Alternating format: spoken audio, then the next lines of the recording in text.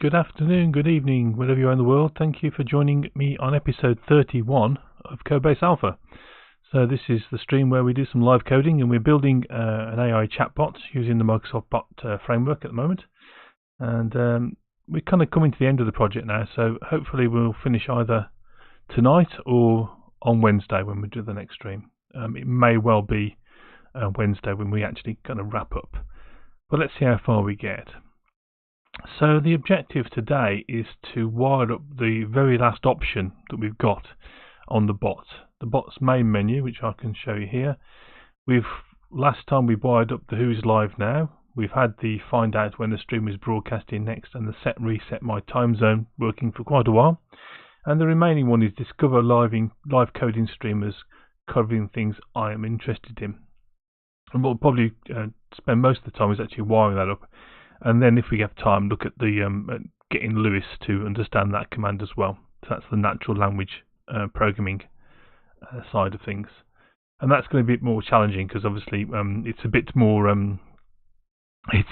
difficult to actually phrase that request to discover live coding streams.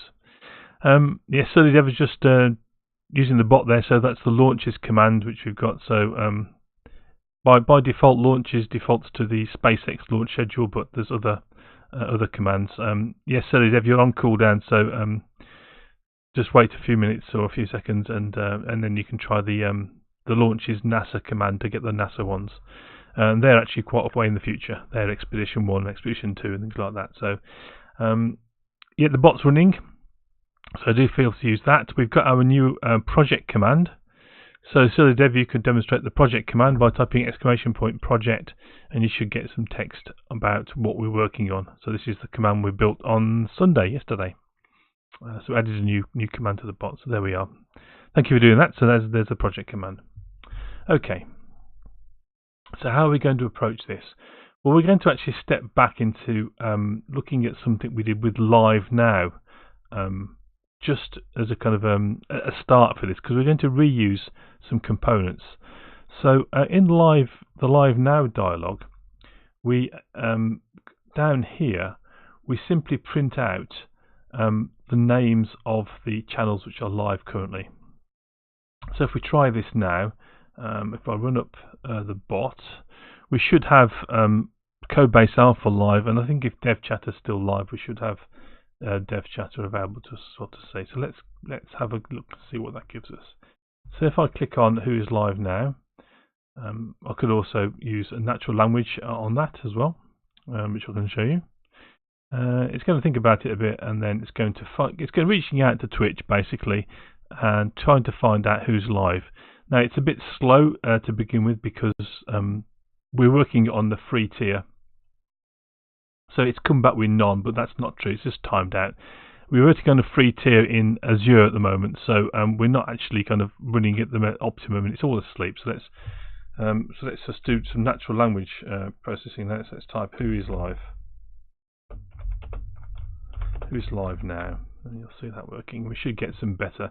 So we've got DevChatter is live now. We've got a URI to DevChatter, and Codebase Alpha is live now. So we want to kind of just liven that up a bit with some nice adaptive cards, and those adaptive cards we should be able to reuse. So Dev says we should be seeing your bot code. You're currently full screen. Am I okay? So I'll just show the I got carried away, didn't I there? So let's drop into the code and we can see. So here we have the results of the command I just gave to the bot, which was who's live now.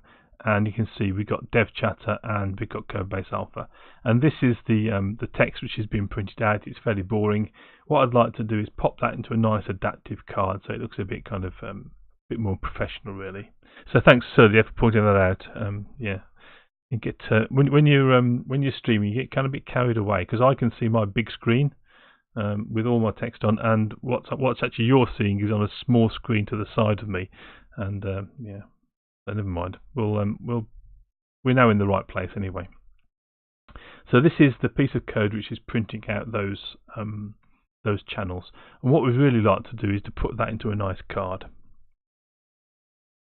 Yeah. So there's exercise in the bot a bit. So there's a skeet command. So Well, hopefully the bot should be working after the kind of refactorings we did with it yesterday. So cheers everyone. Let's do some code. Okay, so let's create a card. So we're going to add a class to our cards folder, and we'll call it channel list card.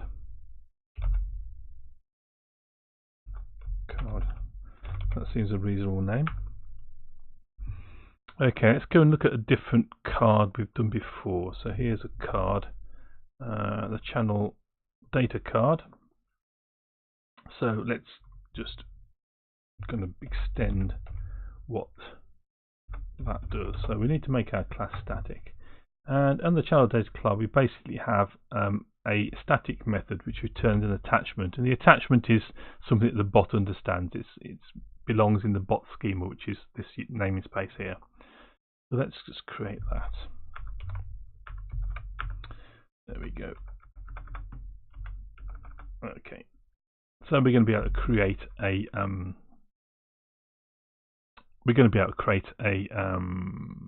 list of channels. So we want to pass in there the list of channels. So let's have a look what we've actually got when we do. We've got this list of channels here, which is a list of channel model.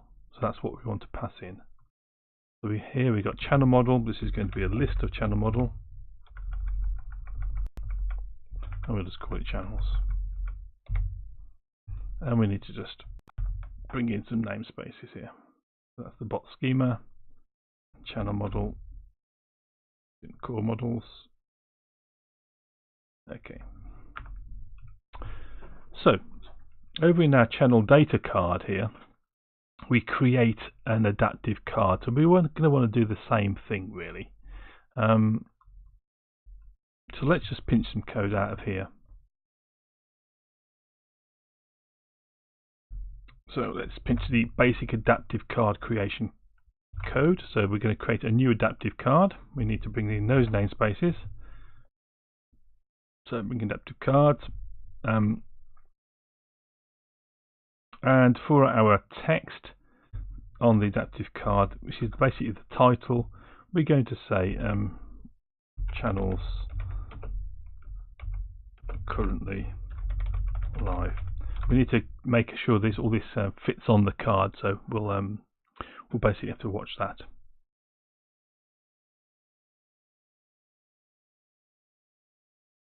Oh, it's just you've just done a news command. I see there, Surly Dev. Well done for that one. So that's I'm not sure what news that is. That was just news. Okay, that's just general news. Okay. So there's a number of commands. Probably the most interesting command that I've got in the bot at the moment is the !ask command, and you can ask basically any question. It will try and answer. It uses cognitive services to try and answer your questions, and it can be any question. And sometimes it comes back with quite amusing things. Okay, so we've got our basic card. We're going to need to add some text blocks to this now. If we go over to our channel data card, you can see we can add these adaptive text blocks. Basically what we're going to do is add one adaptive text block per channel that comes in. So let's pinch this and go over to here, and then we'll say for each of our channel in channels, we're going to create one adaptive text block per channel. Let me spell channel correctly. And we want to have so we've got the URI here, which is fine. That can be large. We're going to need to have the name of the channel, so we can actually make this normal, I think. We'll have another adaptive text block which will contain the name of the channel. and that will be in large, and we don't need size if it's just ordinary, normal size. And I think what I'd like to do, I believe our channel has I believe we've got tags on there. Yeah, we have. So let's have another adaptive text block, which is going to be channel dot tags dot. So we'll just do a toString on that for now and see what it looks like. toString. So we're probably going to need to come in and actually fix that up, but let's leave it as is. Okay, so that's our basic layout, and we're going to return adaptive card. And what we could do with is having some kind of separator. So that's not right, is it? So, oh yes, it needs to convert it to an attachment. Okay, so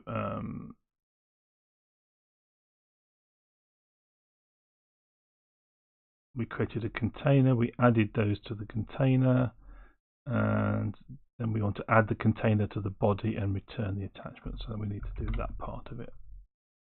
There we go. So what would be nice to be able to do would be to actually put a separator between each of the channels, but let's see what this gives us. We need to kind of just figure out what it's going to look like before we go much further. So here we're going to, instead of doing any of that, we're going to reinstate this piece of code that we've got here, where we create an attachment. We don't need that. Bring back in those namespaces which are missing, and this is going to be a channel list card.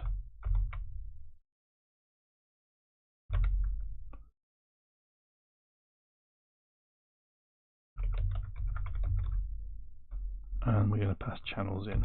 We just need to bring this one, this channel list card. And yeah, bring that namespace in. There we go. So let's have a look and see what that actually looks like before we go much further. Let's start the bot up.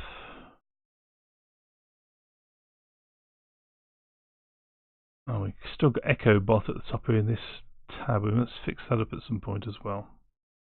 So let's give it another go. So we're going to press who's live now.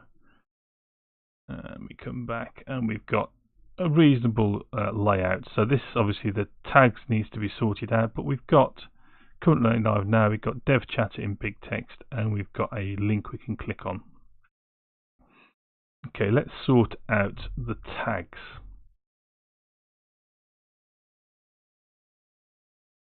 Okay. So channel list card over here. So the tags is this is an object which is wrapped. So we need to unwrap the object, don't we? So tags. So let's get channel tags.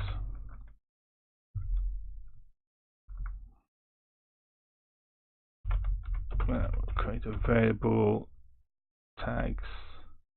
What's the best way of doing this? The tags is a collection,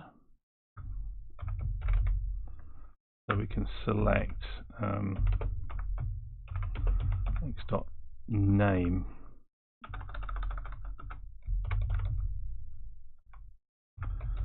And we'll just toString that initially to see what that looks like. And in here we can just pop tags. So let's have a look what that looks like.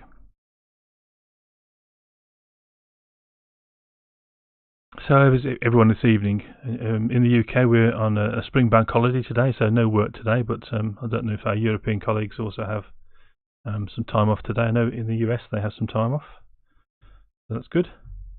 Let's click this again and have a look, see what it looks like. Okay, so now we're getting, we're still getting an object, aren't we? So let's stop that. Okay, so tags here is, if we don't toString it, then we've got a list of string. Okay. So we've selected a name from there. So we've just still got the list, and we want to now split that list. So what's the best way of doing that, I wonder?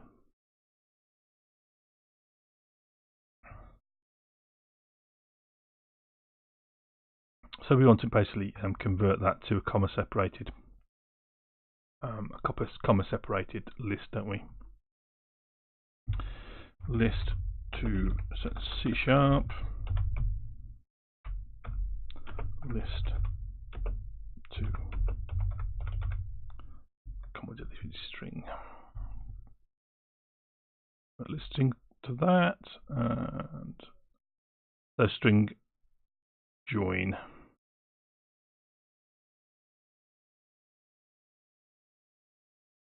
Okay, sounds good.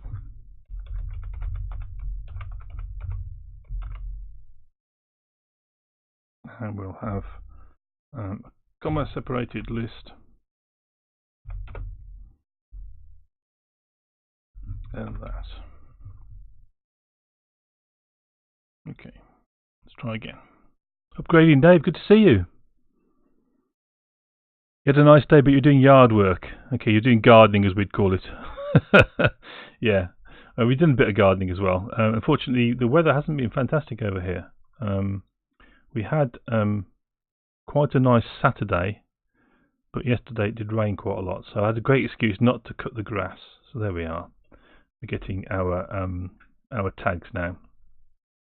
So C#, JavaScript, English, .NET Core, C#, English, and .NET Core. So those are the tags that basically which we are using. Okay. So that's a basic card. What we want to do though is to be able to reuse this card. So the title needs to be able to be sent in as well. So let's replace this with just title. Oops.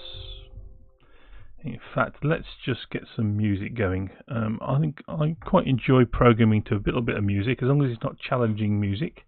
And what suits me really well is Relax Daily. So we've got some free tracks which we're licensed to play on our stream, and they come from Relax Daily, so do check them out. So let's have some of that going. That's better.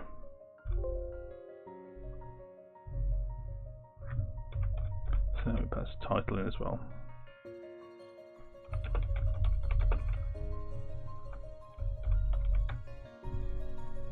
Okay, so now in our dialog we can say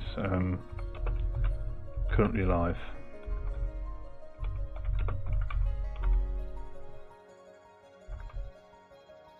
Okay.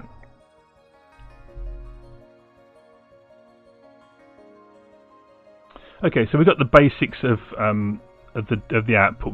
We can kind of smarten it up later on, but we just need the basics of it, and we got a card that we can reuse. What we need to do now is go back to our chatbot and look at this menu option, which is number 3 on our list. It's Discover Live Coding Streamers covering things I'm interested in. So let's work on that. So this, what I've done off stream is just simply get rid of some of the magic strings that we used to have. So now we've got a constants class, and we'll go into our constants class here. And we'll have, we've already created a discovery intent, you can see here. So let's grab hold of that. and this is going to be the new dialog we're going to create. So let's actually do that now. Let's create a new dialog. We'll create a new class, and this is going to be a discovery dialog. Just spell discovery correctly. Discovery dialog. Okay. Okay, and this is going to extend the cancel and help dialog, which is our kind of base dialog we're working from. Cancel and help dialog itself inherits from component dialog, and it's what enables us to interrupt the dialog by saying stop or help. So we covered that on a previous stream. If you want me to show you any more about that, just shout out in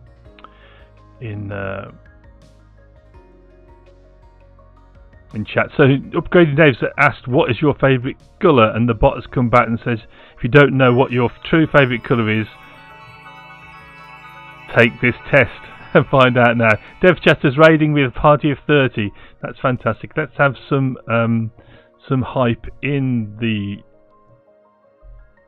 chat, and also I'll give us some hyperspatial height on screen. So welcome all raiders from Dev Chatter. Hopefully you're not all watching an ad at the moment and missing this hyperspatial hype. We'll have some more hyperspatial hype. Let's have some more of that. There we are. Infinite numbers of Alfs. Alf being our alien buddy. So there he is. So this is a shader which our good friend Fuel Snable created for the stream, and yeah, it really chews up the quality on the stream. So it's quite small on the screen because otherwise I pixelate to hell. So yeah. We've got another shader here, which is the electric Alf shader. I'll show you that one. That is Alf showing his supernatural powers. So yeah, so thank you very much to Fuel Snable, if he's in chat at all, for creating that. Link Stumps, welcome to the stream, and Dev Chatter stroke Brendonius, welcome. Nightmare, welcome. Whitehall, welcome. So if you're new to the stream, very warm welcome. We are Codebase Alpha. I'm S&B, and today we're working on the Microsoft Bot Framework and creating an AI chatbot, which is linked into the DevStreams project. So if you've just come from Dev Chatter, you know all about DevStreams.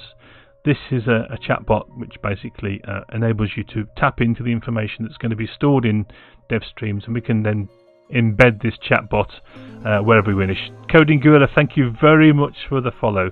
That's fantastic. So I really do appreciate that. Have some electric Alf. Yeah, if you're not a follower of the stream and you do like what you see, then please hit the follow button. It's the best way to keep abreast of what's going on with the stream.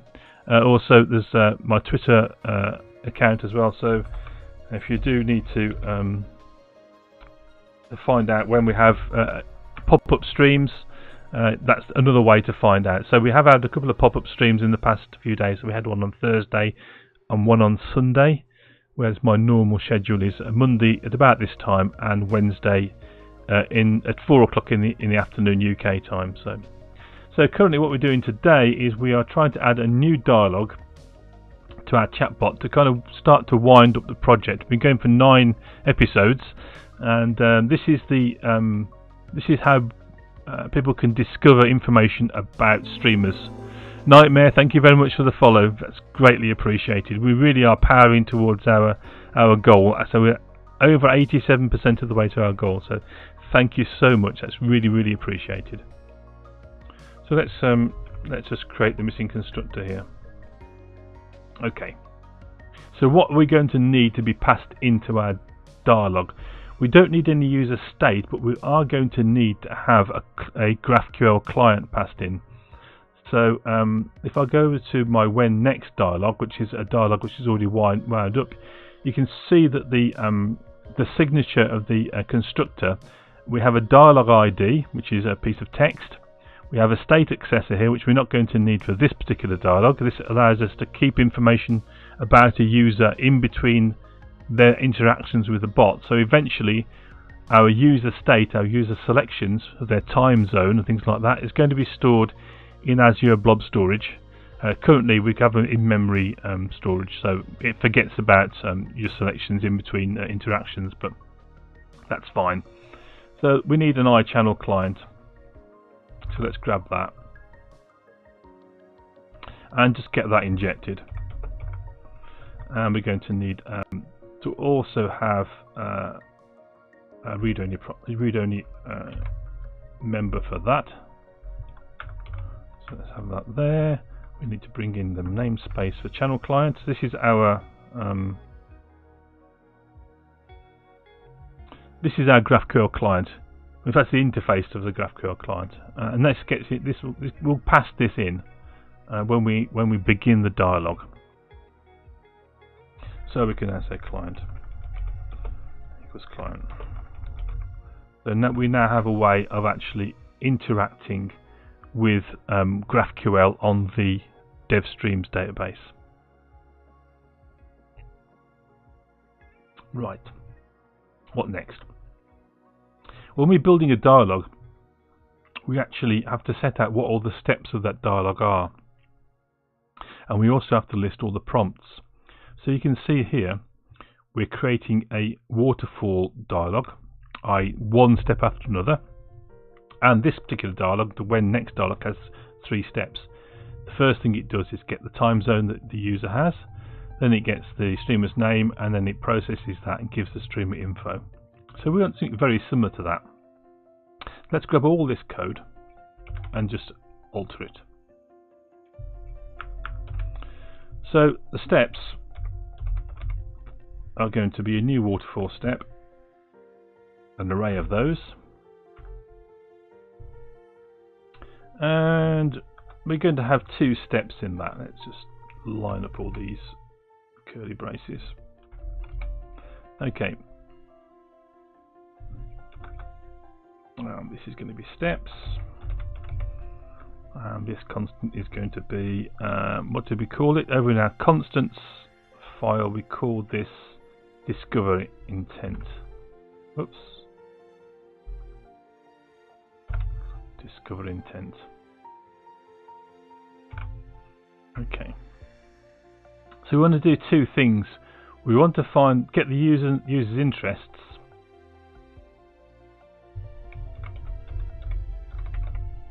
into rests, and then we want to actually show all those streamers which match those interests. Get streamers. Get streamers step. So we need to build those 2. And we've got a text prompt here. We need a new constant for that, because that's not what we want. It's not a streamer name. We want actually the interests of the user. So we need a new prompt,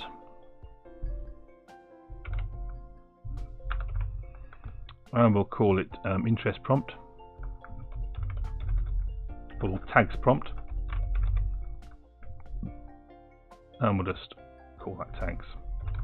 So if you've been over on the DevChatter stream until you joined us, you'll know that on DevStreams, each of the channels, each of the streams, can select tags which describe what their channel is normally about. So for example, they might choose to have C#, Rust, F#, JavaScript, Docker, all these kind of subjects which they cover, and they can have as many as they want. And we're going to basically ask our user to tell us what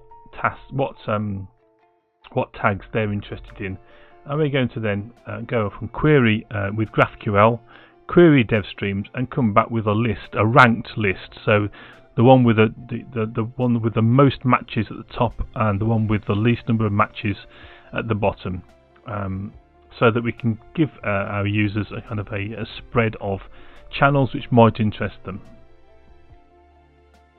Okay, and that was called tags prompt, so we'll copy that name across and go over here, and the text prompt we want is a tags prompt. Okay, so we've done a lot of work kind of on this. Michael Jolly, welcome. Hello. Good to see you in the stream. Very good evening to you. I really enjoyed your stream the other day. I was only lurking the other day, but it was a very long and very fun stream. Okay. So we spent quite a lot of time designing all these dialogues, and we might as well just kind of reap the rewards of being able to actually copy them. We've done a lot of refactoring on our dialogues to make them kind of very modular. So they're quite short, which is always a very good thing. It does mean we can actually recreate new dialogues quite rapidly. So this is the get users interest dialogue, or the step of the dialogue. Let's bring in the missing namespaces.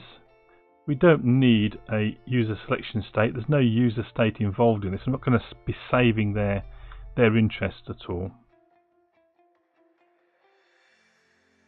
And we're going to be doing something in the middle here, and then we're going to be just going to the next dialogue, the next step in the dialogue.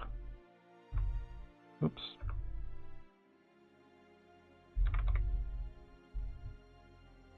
Like that. So that's the basic layout of that part of the dialogue, and then we want another method which is going to cover the get streamers step async, and that's simply going to end dialogue.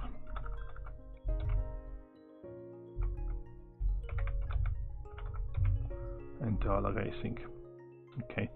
We need to kind of figure out what's going to go in between those steps, but in order to actually access this this dialogue at all, we need to go and modify our chatbot main client.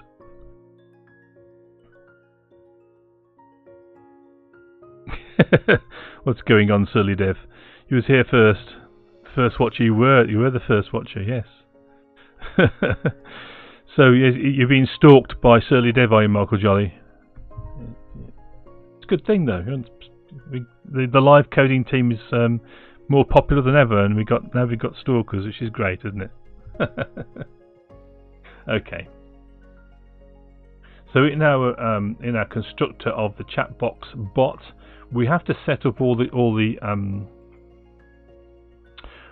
the dialogues we're going to be using, and we can see we've got a dummy dialogue here, and that is what's currently being called by option number 3, which is our discovery. So we need to change that. Instead of calling the dummy dialogue, we need to actually call our brand new dialogue, which we just created, even though it's only in outline form. So that's constants dot discovery.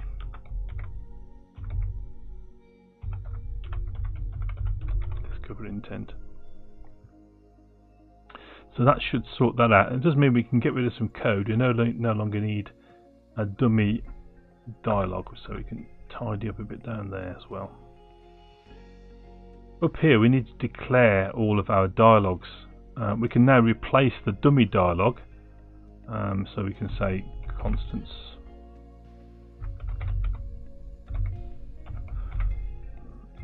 discover intent, and this is going to be a new discovery dialogue.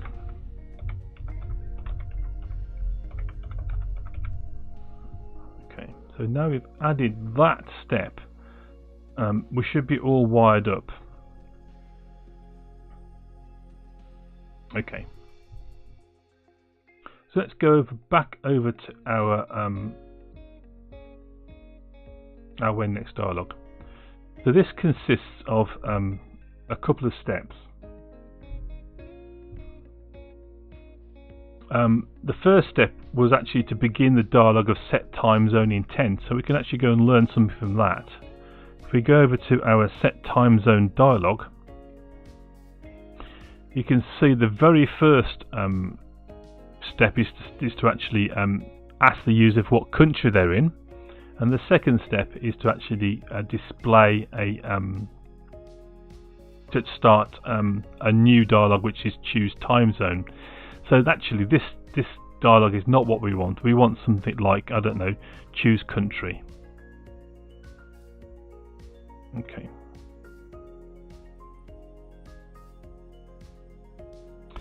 Okay, so here we are using an adaptive card to actually print out to show a what's called a drop down list basically of countries. So this is the kind of thing we want to do. So I'm going to grab all the code out of this and we're going to modify it over here. So let's pop that here. And we need to bring some namespaces in.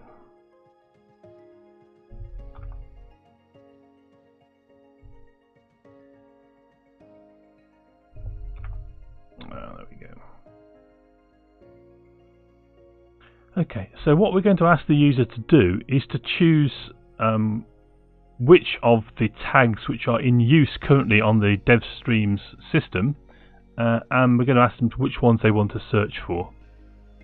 So please select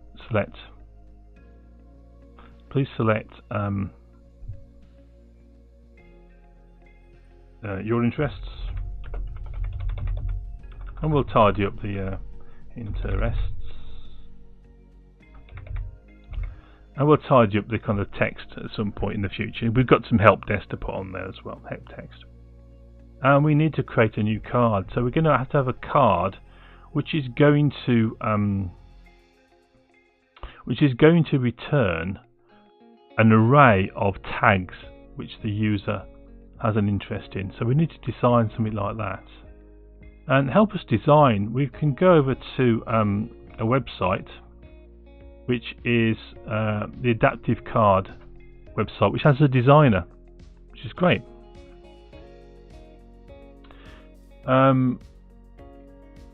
So we want to start off by popping a new text block in here, and this text block should say something along the lines of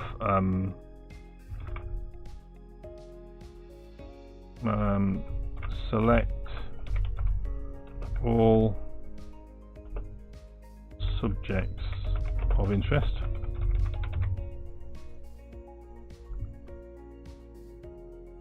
Something like that perhaps.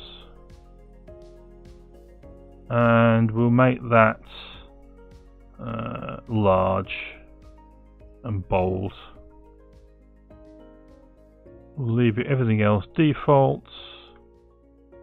And what we'll actually going to do is put a container in there first. Let's pop a container on, then drop that inside the container. There we go.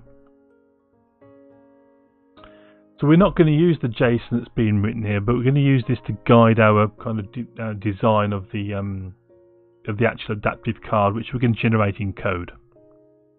Okay.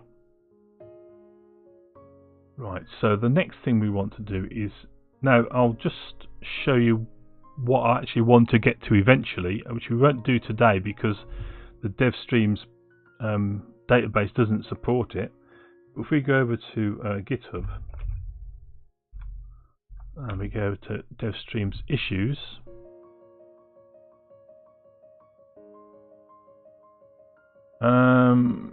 so add a tag type property. So the way I want this to look eventually is like this. So there'll be programming languages, stream languages, and frameworks, and maybe other, if we have a concept of other tags. But at the moment we don't have this way of categorizing what the tags are.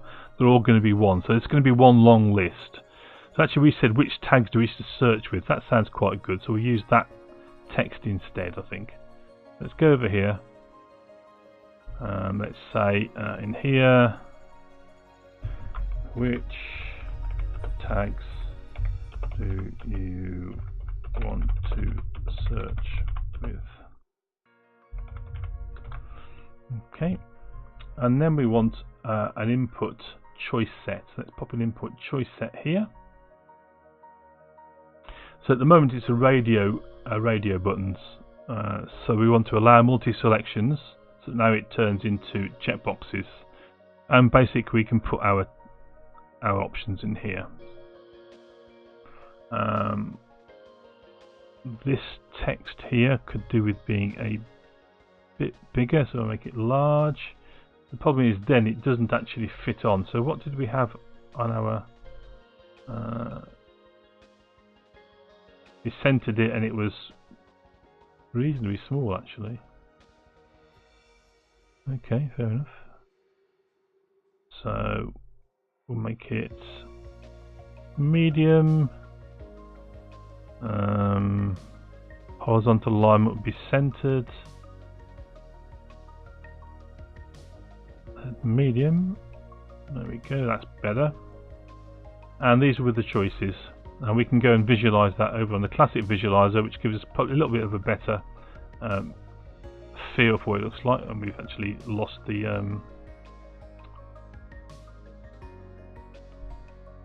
JSON. We're going to get the JSON across with us. The classic visualizer, drop the JSON over here, and that's what it's going to look like. And we need to add now a submit button. Let's go over here, and we will add a action, and we want to submit action, and there we go, and we can make that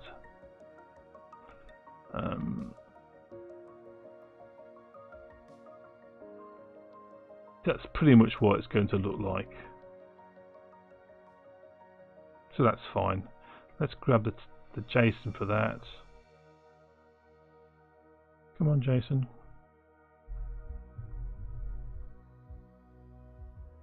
Take it over to our classic designer, classic visualizer. Drop that in there, and there we have the action submit button. So my original design over on here,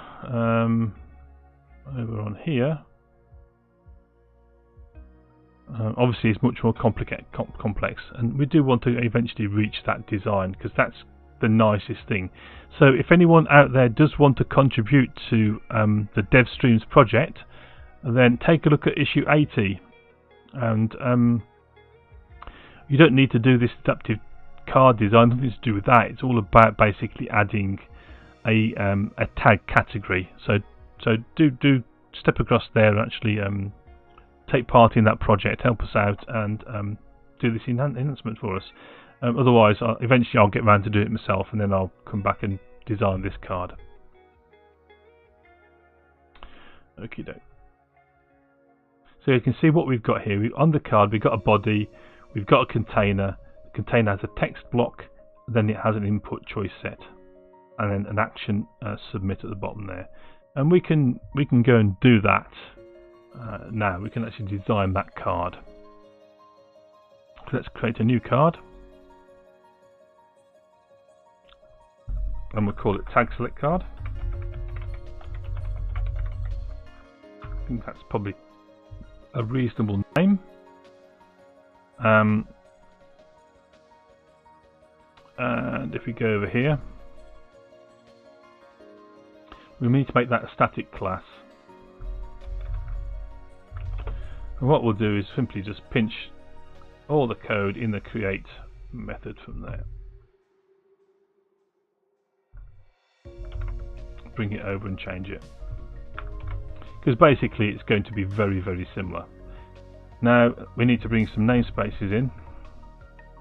Make sure to get the right one. We need an adaptive card namespace as well.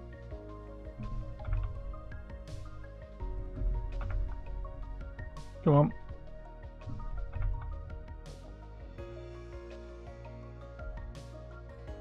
Interesting. What? There we go. Adaptive cards. And we don't need the time zones, so we can get rid of that. Okay, so the text we wanted to put at the start was which tags do you wish to search for? It was centered, it was bold, but it was medium size. What else did we have? We had a container, which is here.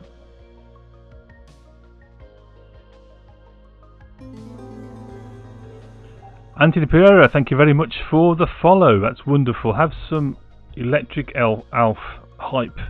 Thank you so much for the follow. It's very greatly appreciated. So yeah, I can't tell you how much I do appreciate all the follows I get. It is literally fantastic. Okay.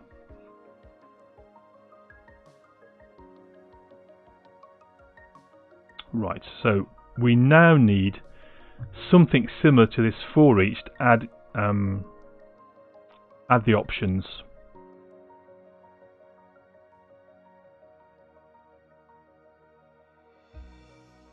Okay. So the adapt choices is a new list of adaptive choices.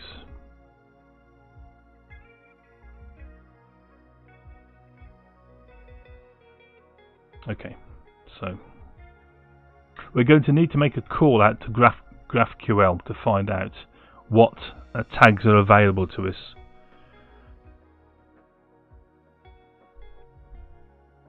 I think there should be a comma after following. Where's that? Surly Dev, where did you see that? In chat. Oh, sorry. Okay. Okay. So what is the best way of doing this? We need to pass a client into our create. So we need an iChannel client.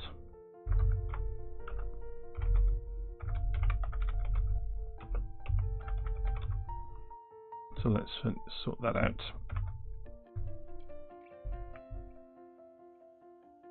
Okay. So let's now just take a step back. We need to kind of set up our channel client so we can actually get what we're interested in. So our GraphQL client lives down here in this project, in a separate project. Here's our GraphQL client, and these are the queries we've got so far. We've got a query for getting a channel using a SoundX match, which is this one here, and we've got a get live channels query. If you haven't seen GraphQL queries, then check back in previous streams over on YouTube. All my videos are archived, and we have a whole series on setting up GraphQL, and we go into quite a lot of detail about setting up these queries. So yeah, Surly Dev is surly about grammar. Yeah, so apostrophes, I guess, really kind of rile you up there, Surly Dev, eh? Or lack of apostrophes, perhaps. Right. So we need a new query. Let's just grab this query here. And we'll call it get tags in use. Oops.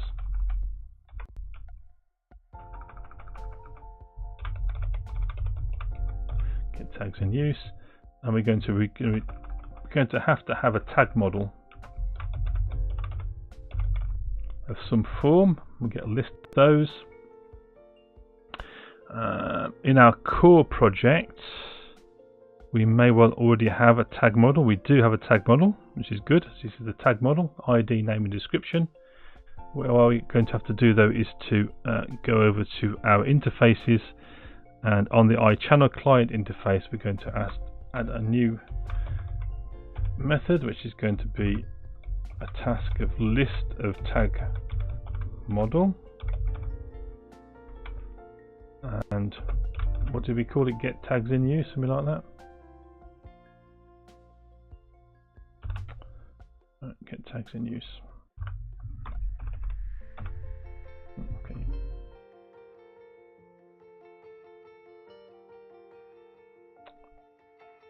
Okay, so we're going to need to fire off a query, and we need to kind of figure out what that query is, and we can do that quite easily. Up on Azure, I've got a version of DevStreams running in Azure. On that, we've got a GraphQL UI playground, which we can have a play with and figure out what the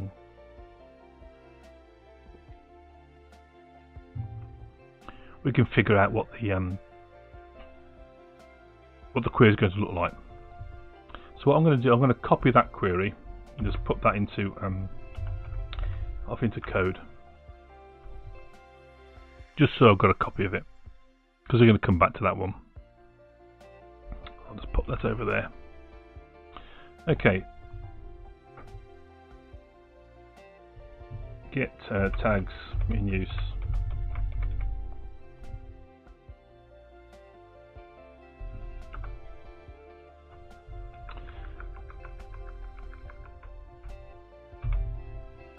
So what have we got? Tags in use is, so we got some kind of IntelliSense features now with our GraphQL playground.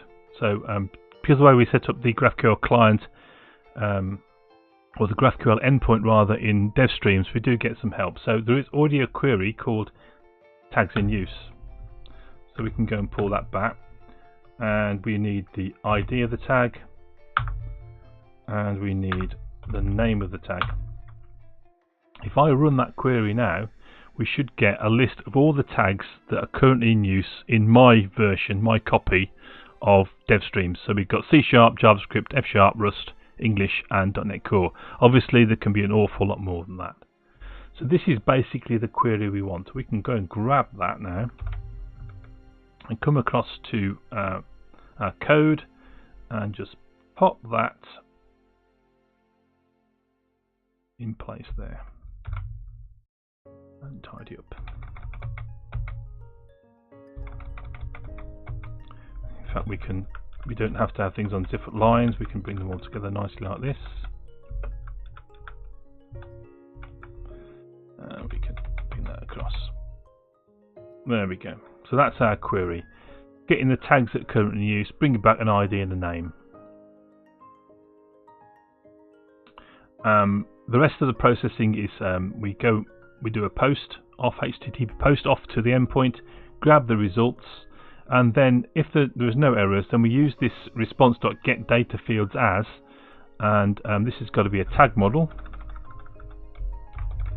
and we're going to get back a list of tags, and this getDataFields as is going to do the mapping for us. It's like an auto map really, but we need to make sure these two pieces of text actually match. So tags in use, tags in use. So yes, that'll do the auto mapping for us. We haven't got to worry about mapping whatever comes back from GraphQL to our model. It's going to do it all for us. So there's that. So that's the next piece of the jigsaw puzzle in place. In our tag select card, we can now call out to the GraphQL endpoint and get a list of tags. So var tags in use is going to equal to client dot get tags in use. So that's going to come back with a list of tag model. Now we can do a for each.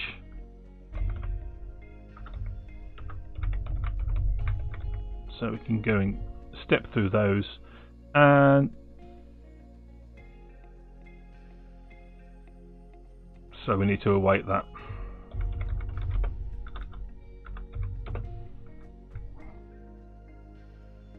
Yeah, so now we're in a situation where we're going to have to actually do a dot result on that, so we get the answer. So we'll come back and look at how we might tidy that up another point. What I want to do today is basically get this working. Alright. The title is going to be tag.name, and the value is going to be tag.id. This is very similar to kind of a select list which you'd use in ASP.NET Core. So that's an integer, we want to two-string that. Okay. So add those choices to our list, and we don't want it to be compact.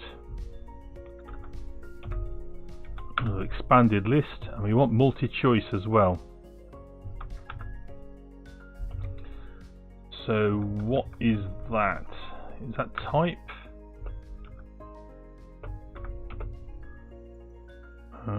Adaptive card. I think it may be multi-choice by default. Let's have a look. This is why we go over and do our adaptive card design here. Is multi-select is true. Expanded and is multi-select is true. Is multi-select equals true. So you can see that the attributes available to us within the adaptive card interface here, the programmatic interface, basically line up with those available to us in JSON. Now there are some differences.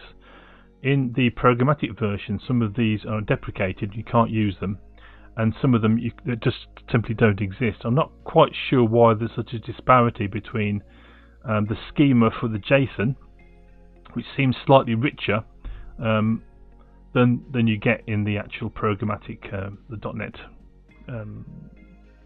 .NET classes, but that's just a fact. So, but we're not actually using any kind of advanced stuff really. So we'll put tags, an ID of tags on that, tag submit on there. We'll set that up. So that looks pretty much like we have that set up. Okay, well let's give this a go, shall we? Where's our discovery dialog? There it is. So instead of a country card, we want a tag select card, and we need to pass our client in there. Okay. And then we're going to pause, and this is going to be our tag prompt, and then we're going to process the result once we've got that. So let's see what that looks like, shall we? Let's see if it compiles first. Doesn't compile. What have we done? We've got dummy step async. Okay, where am I using dummy step async? Here, we can get rid of that.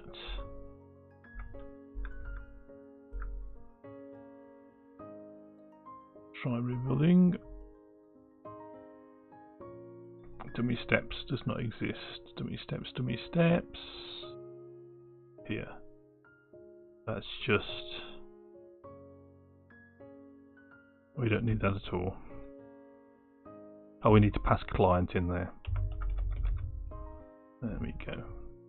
That should sort that out. Try rebuild again.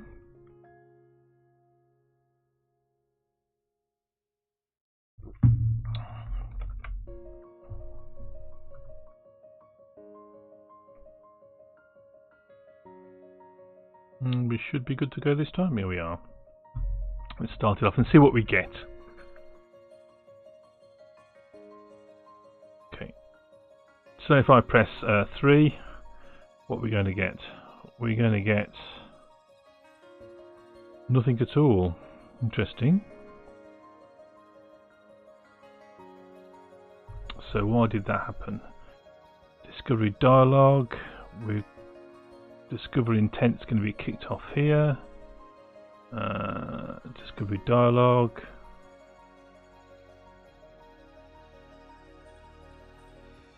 Let's pop a breakpoint there and see what happens.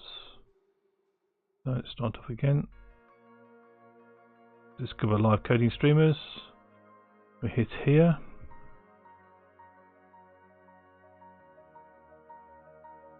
Oh, I see. Okay, so we've got...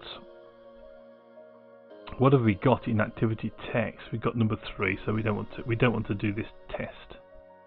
Let's comment that test out. Let's remove that test completely, in fact.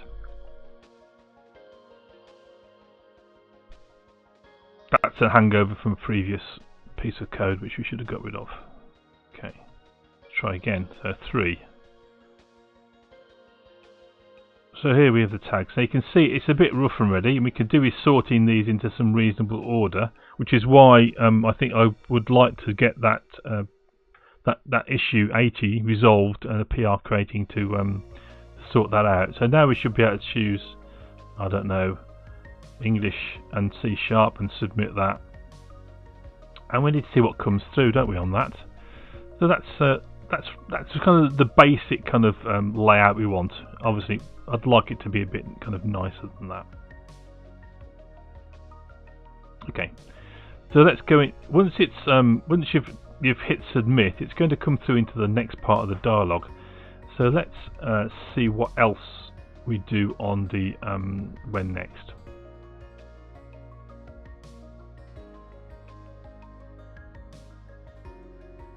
Okay.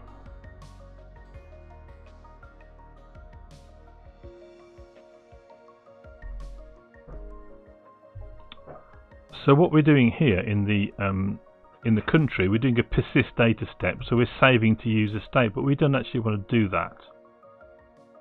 What we want to do is to actually work on that code. We want to work on those selections. So we copy this piece of code in. I'll show you what it does. And we'll pop that into the next one here. We can get rid of that. Okay.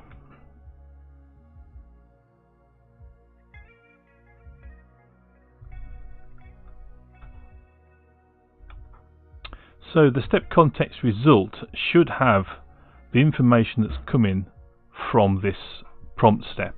So we should be able to pop a breakpoint here and find out what, when we click various options on the adaptive card, what the results were and what they look like.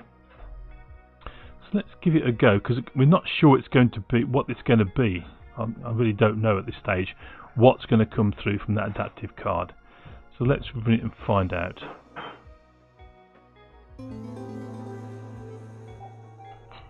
Hey Sadai, thank you very much for the follow. Wonderful. Let's have some Electric Alf in the stream for that. So thank you so much for the follow. It's very, very greatly appreciated.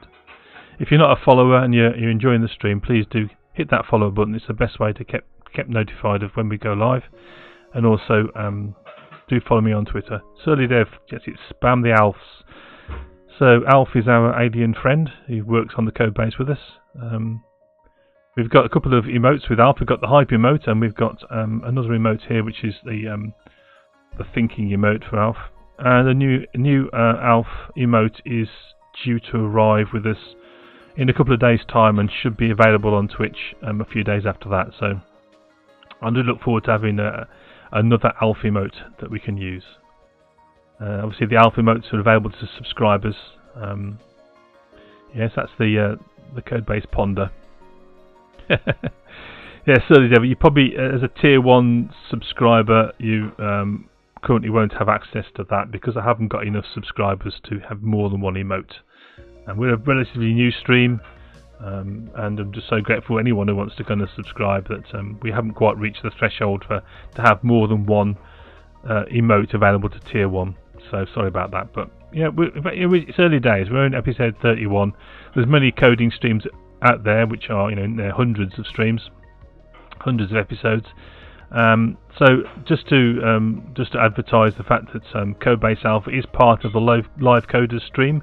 Live Coders is a collection of almost 50 live coding streamers, all of which are fantastic, have different approaches, do different subjects, different levels of approach, really. So some are quite advanced, others are like mine are really kind of beginner friendly but not learn to code streams. Others are hardware streams, some are a mixture of creative and programming. It's quite a good mix out there. So Live Coders is the team you want to follow. I would recommend following everyone on the Live Coders stream. It really is, live coding's really exploded, so on Twitch. So do check out the whole list of people on that team. Okay, so we're running here. Let's see what happens when we hit that breakpoint. So we're going to hit C# and .NET and click there, and let's see what's in result. So we've got 1 and 44. So you can see here, I don't know if you can quite make out on the stream, we've got a result of tags. It's a bit of JSON tags, and then that is 1, 44. is the result. So 1 is the ID of C#, and 44 is the ID of .NET Core. So that's good. So it's a string, and we're going to be able to actually interrogate that. Let's shut that down. Pardon me. Okay.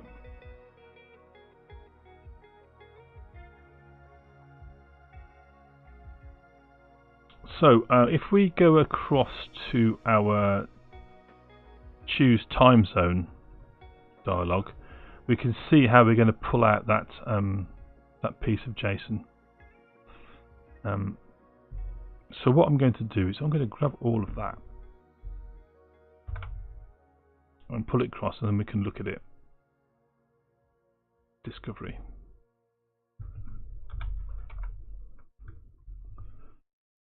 Okay. So we don't need to once again worry about user state. Let's bring in these missing namespaces. I have an extension method called try_parse_JSON, and we need to bring in Newtonsoft JSON for a JObject, and that was called tags, wasn't it? So we're going to grab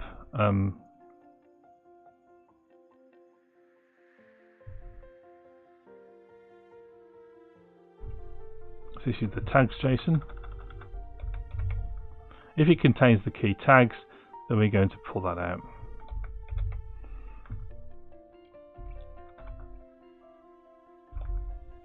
And that will be a J token, my bane, var tags as string.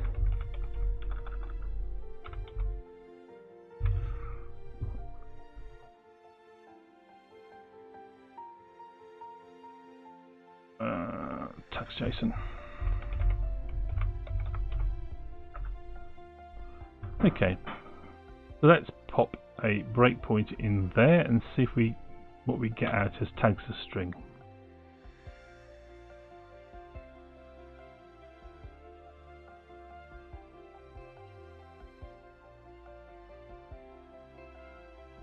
We'll restart our conversation.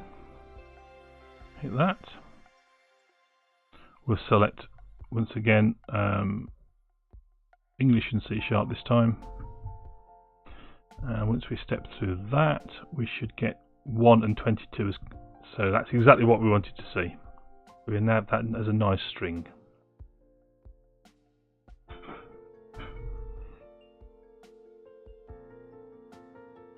Okay. So what we want to do next is actually display the results. Okay, so this is where we start thinking about how we're going to approach this bit.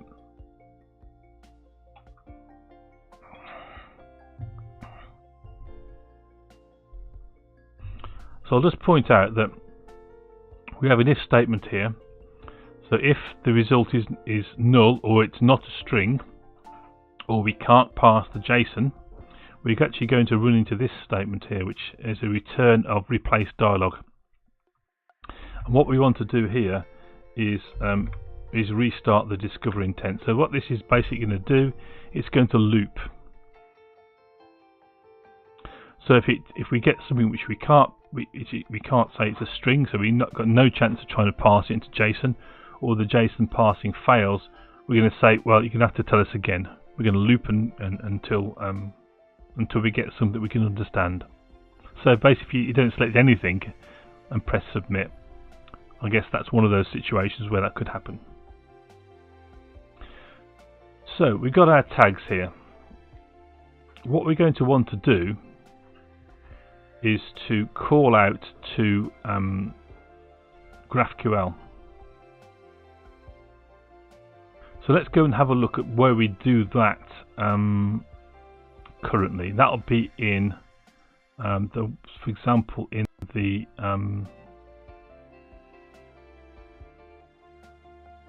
live now. You can see we call out to our GraphQL client here. So let's figure out how we're going to do that. So we need to go over to our GraphQL client, which is down here.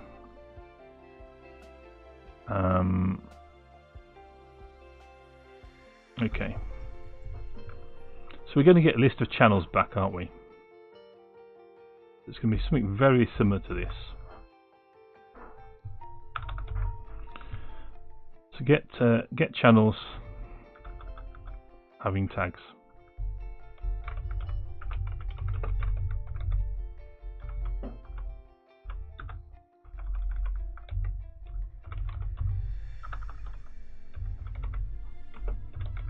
And we're going to pass in some tags.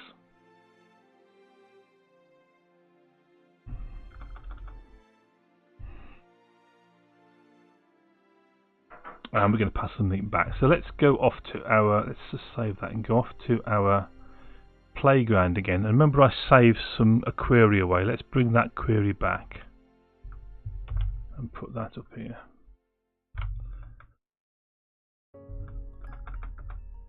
So this is a query which I had as a PR on the DevStreams project last week, and it got accepted into the project over the weekend. And what it basically does, it takes in a list of tags, and these are of type ID. I think integer should be okay for us. And it prints out a list of streams, the name, the URI, and the tags they have, and it orders them by the number of matches. So the most matches would appear at the top, and the least number of matches, as long as there's at least one match, would appear at the bottom. So here we're looking for 22 and 44. So here we can see that we get back dev chatter as the top match. There's 22 and 44. Codebase Alpha has 22 and 44. Second match, NoopCat has 22, and Gareth Hubball has 22. So you can see the higher up the list, the more matches there are. In this case, we have a very small sample of data, so you don't get an awful lot back. So let's grab this query. Let's pop that query into there.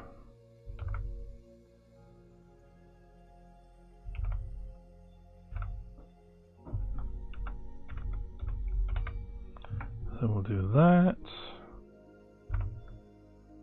and that. Okay, so we need to have a variable now. So this is currently a constant. We'll change that to a variable, but with a dollar in front of it.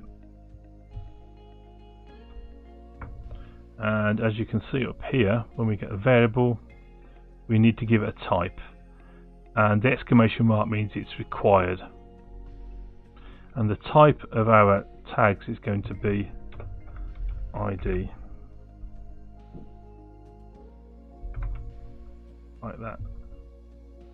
And we're going to get back the name, the URI of the channel, and the tags that the channel has, so we can display them back so we can see that they match. We need to pass the variable in there, and we've got this variable, it should be a dollar in front of that, dollar tag IDs. We need to pass in the tag IDs, and we do that with a variable like this.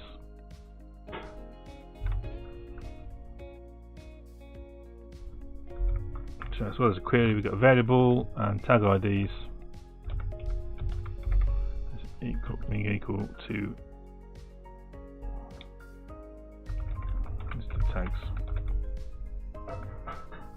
So we need to create list of tags.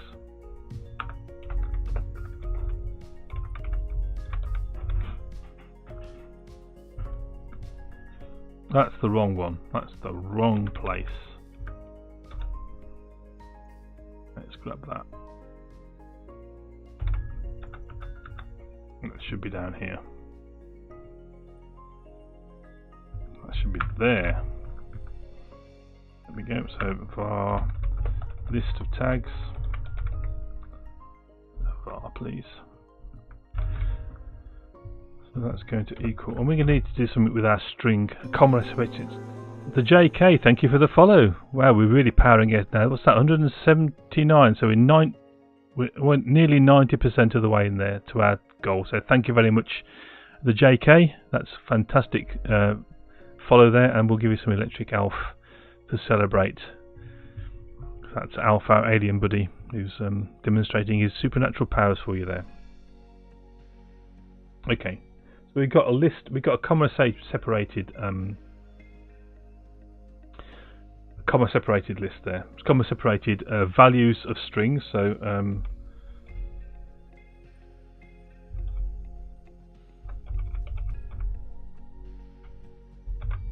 can we split that now?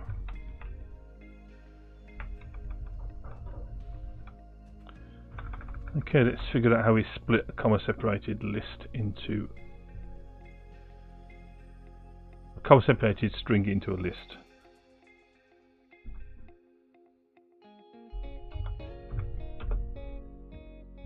Comma separated string to list.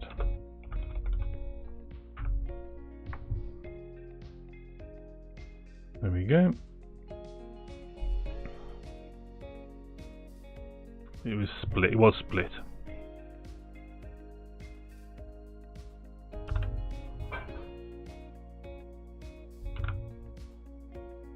There we go. And we should pass them into ints because they're gonna. That should work every time. So whether that's actually going to work for us is another matter. We don't actually know if having ints there is going to match with the type ID, but we'll figure that out. We'll find that out in a bit. Okay. So let's go over to our where are we? To our discover dialog. Where's discover dialog gone?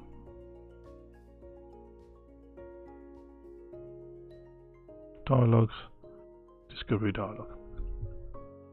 Okay. We've got our tags as a string.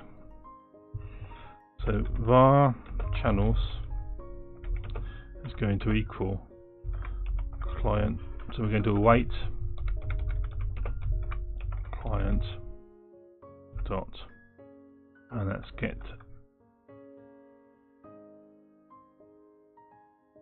We haven't added it yet, have we? So we gotta wait a bit. So let's go and have back over to our client, and that's the signature we want.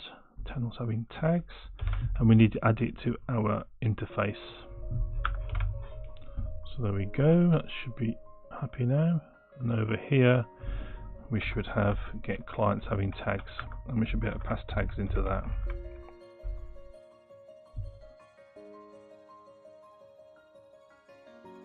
It was tags as string.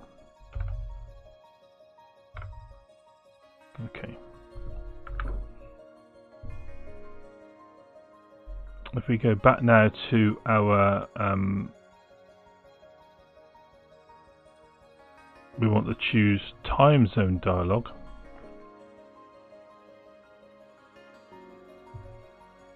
We can see here we're creating our card. So it's a result card we want, isn't it? So here we go. So that's not what we want. We want the when next dialog when we get our result back.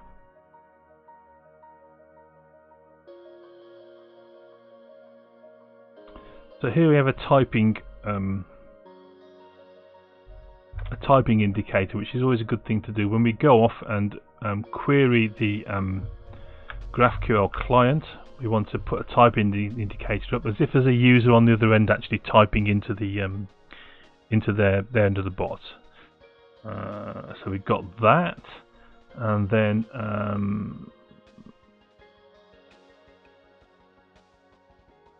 we've wrapped around as a nice try catch. We'll do that. So then we want to print out the reply. Okay, let's do that. So if channels.count 0. Let's just do any channels.any.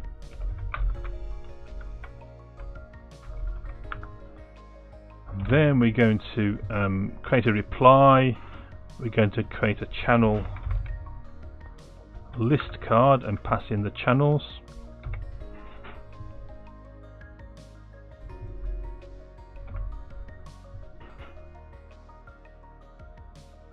Channel list card.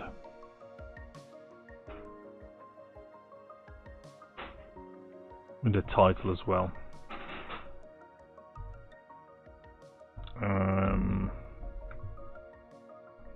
Let's just sort this out so it looks neat.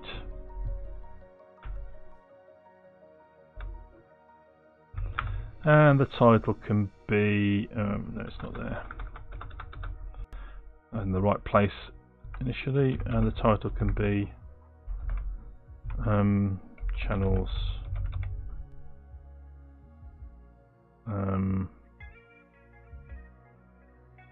of interest.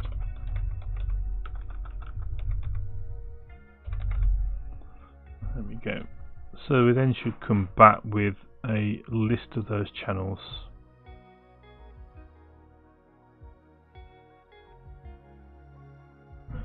So we're going to want to put a let's see if we can successfully wrap this. We can. So that's code rush, wrapping that in a try catch for us. And what did we do when we had an exception? I think we just printed out a standard message. There we are. We'll just print out a standard message. And we can bring these messages off into a central location at some point as well, just to stop a lot of repeated stuff. There we go. And if we get no channels back, then we need to say else. And then we can say await step context.context, which is our turn context. And I'm probably using terms that if you're new to this bot framework you won't understand, but basically we've been working with the bot framework now for about 15 hours total, and addition to that 15 hours there was 1 hour of skim reading documentation. So I do suggest, if you want to kind of to learn about the bot framework, is do catch up with some previous streams. They're all up on YouTube, on my YouTube channel. I'll just pop that into chat. Do go over there and subscribe. It's free to subscribe. You do help me out by subscribing, and that'll give you a whole raft of previous videos. I think there's another 8 prior to this one, where we go step by step through a lot of these things. So we built this bot from scratch, from right at the beginning, so it's all there if you need to kind of find out about it. So we're going to have a message factory. That's going to produce some text, and the text is going to be sorry, I can't find any live coding streamers that match your interests. Now, in fact, we should never get this message, because of the fact we're actually using only the tags which are actually in use on DevStream. So the query to get the tags to populate in the adaptive card are the tags in use. So only if they're actually in use will we get anything. So what's wrong here? So that's activity. We want activity. There we go. That's happy now. Okay, so we've got our try catch in place. If we succeed out of that, we'll end the dialog, which is correct. If we've gone this far and we have an exception, we want to end the dialog.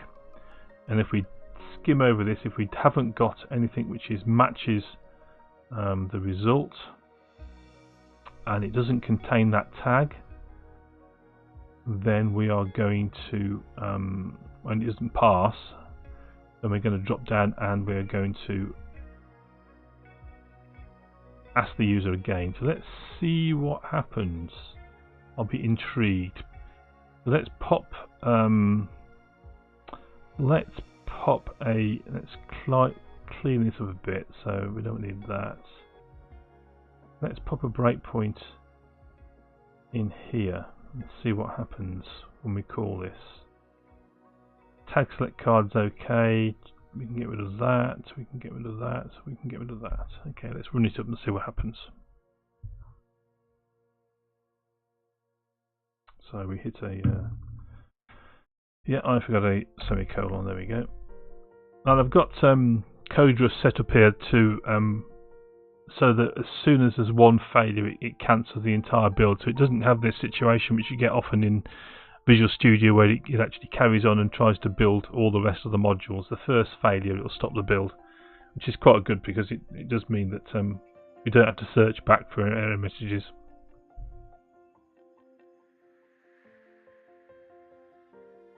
If you've not heard of CodeRush, it's a productivity tool for C# and for VBNet and for things like XAML, and it's an add-on. It's an extension to Visual Studio, and with a bit of luck, it may also come to Visual Studio Code. And if you'd like to know more about it, check out episode 20 of Codebase Alpha, where I have Mark Miller, aka CodeRushed, a fellow streamer and live coders team member, who comes on to stream as a special guest and actually teaches me how to use CodeRush, at least the beginnings of it. And we go into some quite interesting aspects of CodeRush in terms of custom templating and things like that. But he does go through a lot of the setup of CodeRush, and I find it a really great tool. I'm still learning it. I still don't use it often enough. I still kind of forget I've got it there and don't use its features, but slowly starting to build up that knowledge of CodeRush.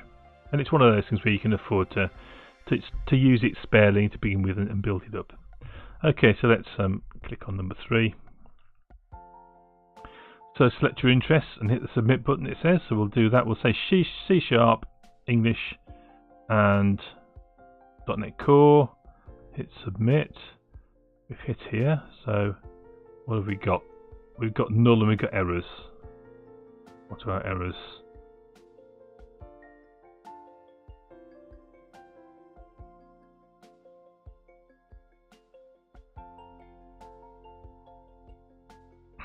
Okay.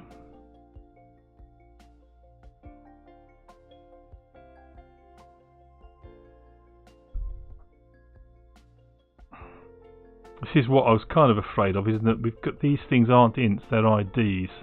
So this looks correct. We've got 1, 22 and 44 in here. But it's complaining the GraphQL execution syntax expected name found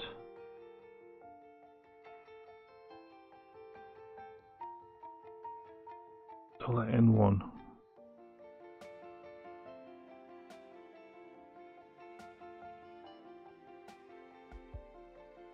Okay, let's grab that query, go over to our playground, pop that in there. Maybe it's not the... And then down here we can put our query, our variables.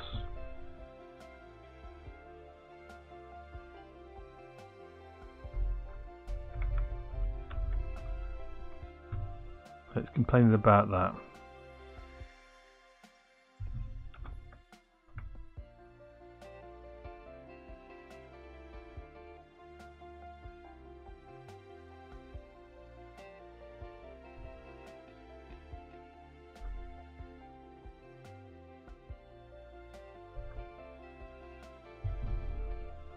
I thought it should have $1 in front of it.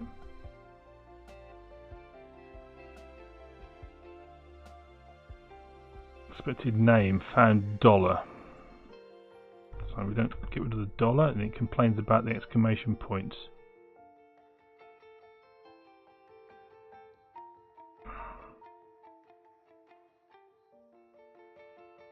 Let's go and have a look at that. Let's stop it.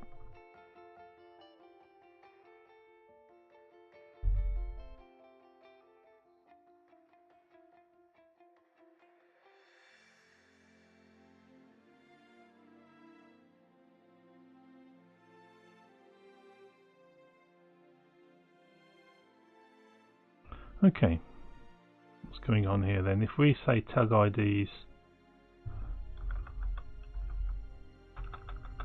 dollar tag IDs like that,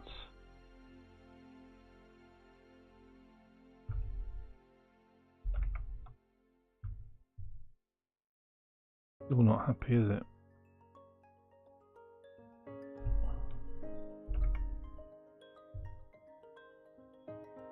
Tag IDs does not appear in any GraphQL query. Dollar tag IDs, dollar tag IDs. Channels having tags.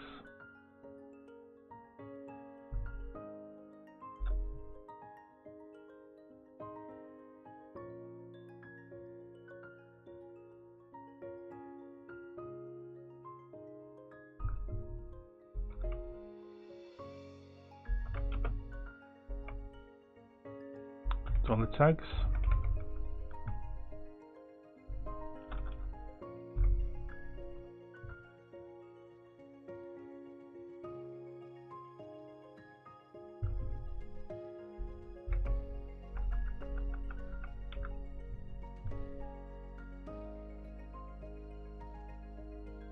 Dollar tags does not appear in any GraphQL query.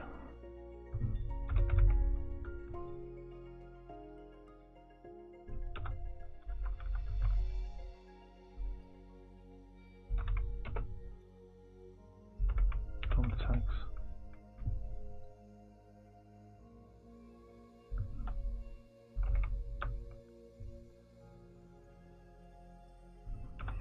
Okay, we're going to have to this is the problem about not using this very often. You tend to forget the exact syntax of this.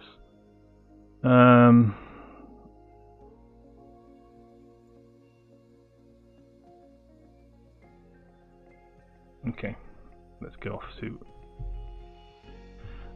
off and find out what's going on. So we'll go to GraphQL.net.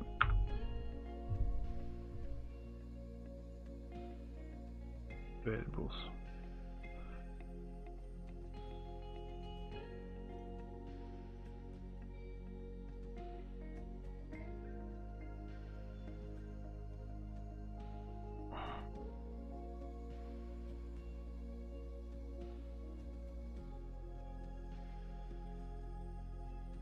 Let's have a look.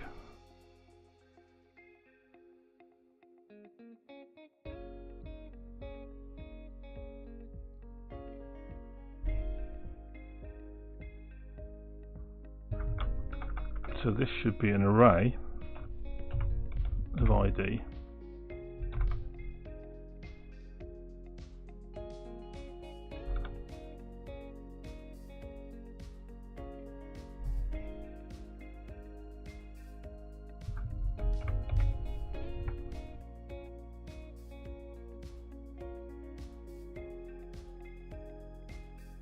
Expected name, fan exclamation mark. Interesting.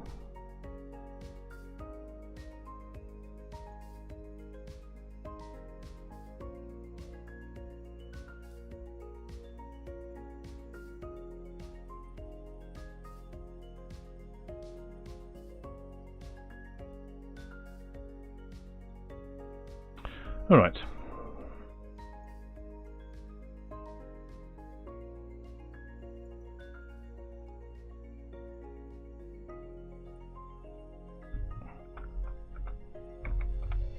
So this is okay, isn't it? This works.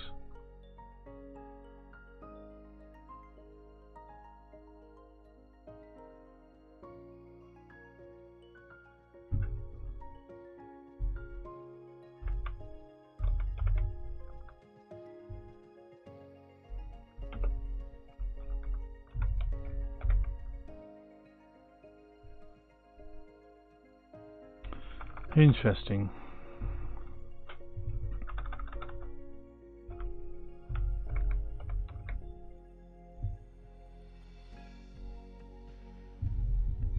Oh, I hate forgetting things like this.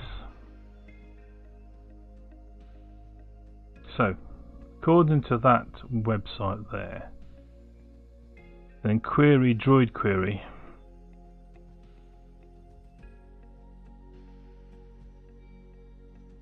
Oops. Where are we? Query. So that needs to go up there. So $tag IDs, and then we have ID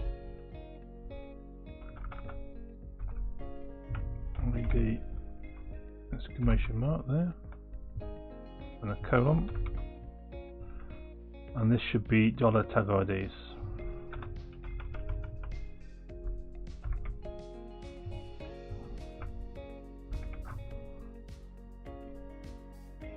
Or just tag IDs, is it?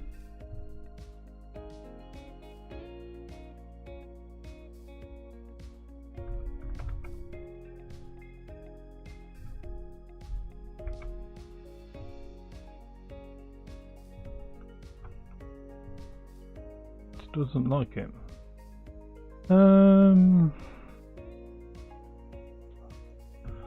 Okay, tag IDs colon.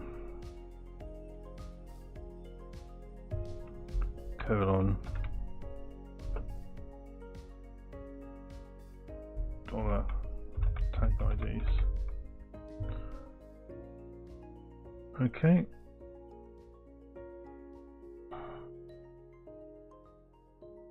Input string was not in the correct format.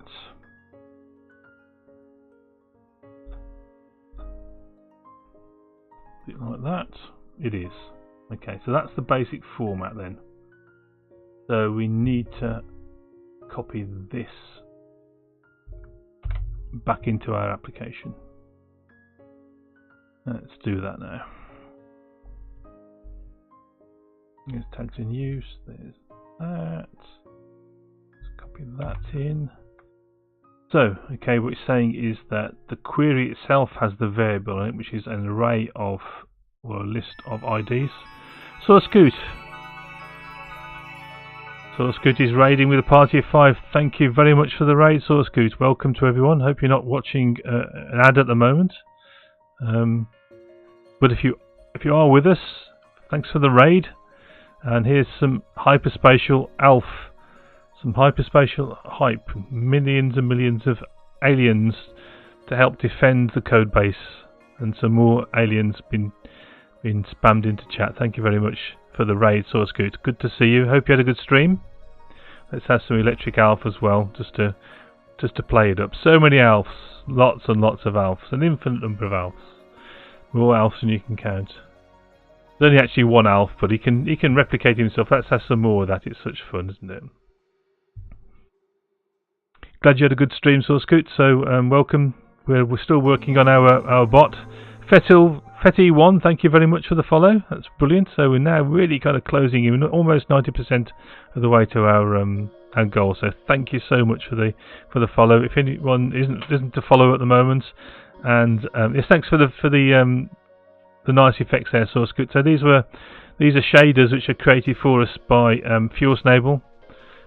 He did both of those shaders for us, and they're all in real time, so these things are actually happening. If I press hype, it's different every single time I press that button, and that is being calculated in real time. So if you do see some kind of breaking up of the stream, it's because of that. They're WebGL shaders, yes, that's correct. And there's millions of floating point operations going on, I'm told, each second on that one. So it's a very impressive thing. Okay, let's try this again then. So we've pasted in our reformatted the Better O. Thank you for the Better Owen. Thank you for the follow. That's very, very much appreciated. So we're now 180, 90% exactly towards our goal. So thank you so much. Really, really appreciate every single follow. I say if you aren't a follower, I really would help me out if you press that follower button. It'll keep you informed of when I'm streaming, and also on my Twitter account you can keep track of when I do pop-up streams as well. So we are also a space-oriented stream. Every now and again we do short kind of 5 or 10 minute sections on space and SpaceX and rocketry in general. We have a bot running in stream at the moment in the chat. One of the commands is the launches command. If I type launches SpaceX, you'll see all upcoming SpaceX launches. There's a cooldown of 1 minute on this command if you want to try it yourselves. But you can see also schedules for different launch providers like NASA or ULA, Rocket Lab and things like that. So if you're interested in space and rockets like I am, there's that command for you. There's also a number of other commands which you can access through the help command. So do feel free to have fun in chat with some of those commands. There is a fully featured text adventure in there as well, which we're still working on. We work on that every couple of streams. So the Better Owen says, that's awesome. I've got 5 weeks off between consulting gigs coming up, and I'm planning to head over to the States to try to see one of the launches. That's fantastic.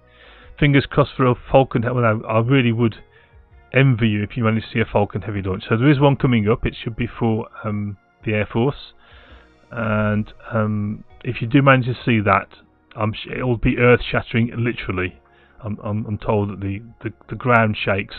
And the sonic booms when the 2 boosters come back to land at Cape Canaveral is something. So I really would envy you. I'd just love to see that. Yeah, so someone tried the skeet command there, so certainly did. So we have a few kind of fun commands on there, but it's still very much a work in progress. So we actually added a project command over the weekend. I did it on stream. So I'll type the project command in for you, and it tells you what we're working on. So that'll give you an overview for you new raiders about what we're actually doing at the moment. We're trying to kind of finish off, don't think we'll finish it off tonight, but we're trying to kind of get towards the end of this project. Okay, so having corrected the GraphQL query, let's go off and see what happens now.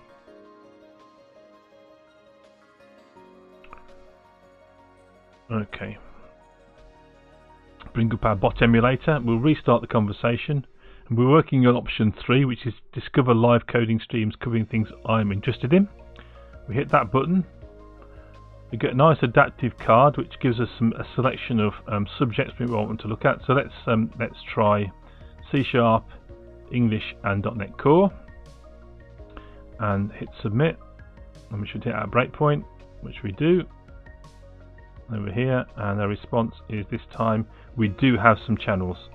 So if we remove that and continue, let's see what we get. So we get channels of interest. We get Dev Chatter, Codebase Alpha, Noopcat and Gareth Hubble, and you can see that Dev Chatter does C#, JavaScript, English and .NET Core, so that's 3 matches. Codebase Alpha also has 3 matches.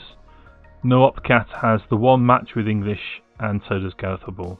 So basically, it would be nice to have some kind of star rating against these, but basically the idea is the higher up the list, the more matches you have. Now this could get, once we get kind of 50 or 100 channels into the dev streams database, it could get a bit messy. So we're going to need to say take the top 5 or top 10 or whatever. Like we want to do that, but at the moment that's fine. We're actually prove we're getting channels of interest back. Okay, so that's working quite nicely. So the next thing we need to do, actually, as we've got some new viewers in the stream, I'll just demonstrate the rest of the features we have on the bot. So this is a conversational chatbot with artificial intelligence.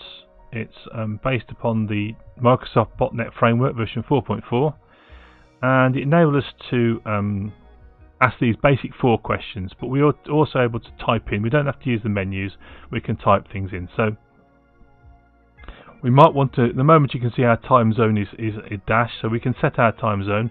or we can ask one of the questions which is time zone dependent. The only question time zone dependent is number 2. So we could, for example, say we're limited by the number of streamers we've got in the test database, and it's a very small number. So I can say, when is Codebase Alpha streaming? And there's a number of ways I could phrase this. That's one way. And we should then be asked what country we're in. So we'll say we're in the United Kingdom, submit that. We're in United Kingdom time, and it'll go and think about that, and it'll come back with our schedule in UK time. So Mondays 9 till approximately 11, and Wednesdays 4 till 6. If I reset my time zone now, and I say we're actually in the United States, and we're in, I don't know, New York, and I say when is Codebase Alpha? Actually, yeah, we'll do Codebase Alpha for now. Streaming. When are they on? We should come back with my times in New York time, which is on Mondays 4 till 6, and on Wednesdays 11 in the morning till 1 in the afternoon. And I'm next on Wednesday the 29th. We can find out who's live at the moment by clicking number 1. So this is not true, of course. Let's try again. So Codebase Alpha is currently live. So the reason we sometimes get a failure on who's live, it's calling out to Twitch to try and find out who's actually live, and sometimes that seems to have an issue. And we'll sort that out eventually, but it does come back if we try again. And what we've just been working on is the discovery option, number 3. Discover live coding streamers. Could be things I'm interested in. So if you hit 3, for example, and we say we want to know about F# and submit, we're going to get Gareth Hubble's stream, because that's the only stream I've got in my test database that does F#, and he does F#, Rust, and English. Now I've mentioned that this adaptive card where we select our subjects is kind of far from ideal.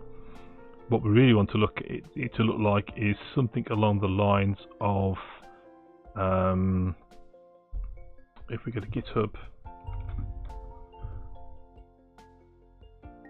and issue 80, which is there. This is the card I actually want. So I want it split up by programming languages, stream languages, and frameworks, and you select from those. But that requires a change to the database on DevStreams, which is Brendan Enrich's project over on DevChatter. If you're not familiar with that, then do check out DevChatter's stream. And this issue hasn't been picked by anyone at the moment, so I might have to pick it up myself and do that change, because this is going to be a lot more useful. We may have another category as well, which goes in this corner, where people say I want C# and I want Vue, and ASP not care, cool, and I want it in German or English, and it will it'll produce those results for you. So as I said that before, that the list of matches is actually in order of most matches. So in this case, there's only one. Okay. So what I'd like to do to kind of finish off that feature is to add some natural language support. Now, currently we call out to Lewis, which is the Language Understanding and Intelligence Service up on Azure, and we've got a number of intents up there which we try to match the text that the user types in against. It basically comes back with either they ask for help, in which case we direct them to the help option. They ask for who's live now, in which case we move them towards option number 1. When next, option number 2. And when next also has the feature where it tries to pick out the name of the streamer you want to know who's on next, and it uses kind of language pattern matching to do that, and it tries to pick out that user there, that streamer name, and also time zone. Actually, one interesting thing about, if I start that up again, What's interesting about the typing in of the user, the streamer's name, if I just restart, you haven't got to spell it correctly. So when is, if I type dev chatter, so we're looking for dev chatter, and I've misspelt that. I've changed the V to an F. I missed one of the T's out. If I say when is dev chatter on next, it will actually still find dev chatter. It's going to need my country and my time zone, which will be New York, and you can see it's brought back dev chatter. There are limits to its abilities. So one of the jokes about dev chatter is that people mispronounce his stream to be death cheddar.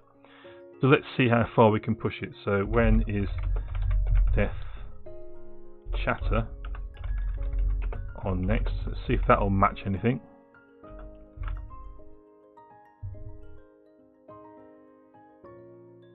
It looks like it's not going to match. Oh, it hasn't. That's matched dev chatter.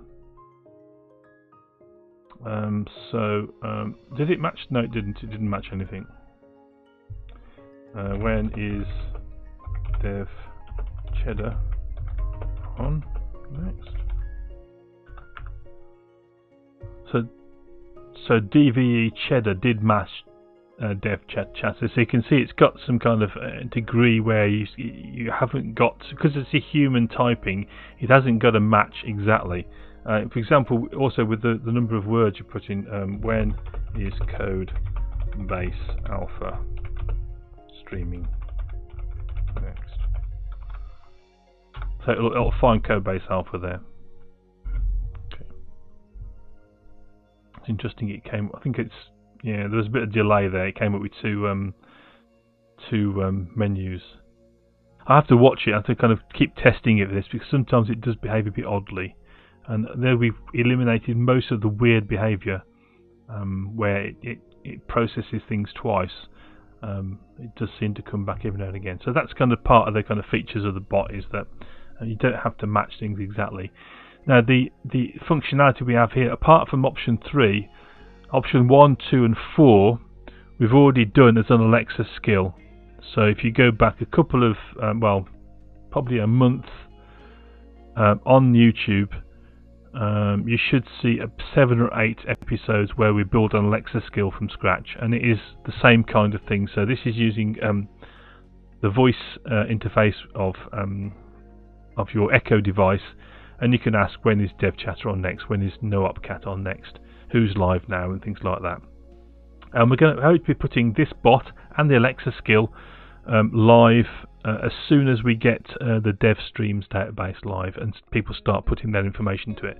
So these will be kind of features you'll be able to download onto your Alexa device, and also we will pop this bot out on as many websites as we can put it on. So if there's anyone out there who runs a website and they're interested in having a live coding streamer bot hosted on there, then we can talk about that. That'd be great. Let me know in my Discord if you're interested in that. My Discord is here, and there we chat about all kinds of things when I'm not streaming. So there's a space channel, there's a functional programming channel, so we're doing some bit of F# on a couple of streams, and there's also just a general kind of rants and a why don't they just kind of channel for a bit of fun. So do pop over there and hang out with other devs from the Codebase Alpha community. Okay, so that is an example of what we're doing. So let's stop the bot.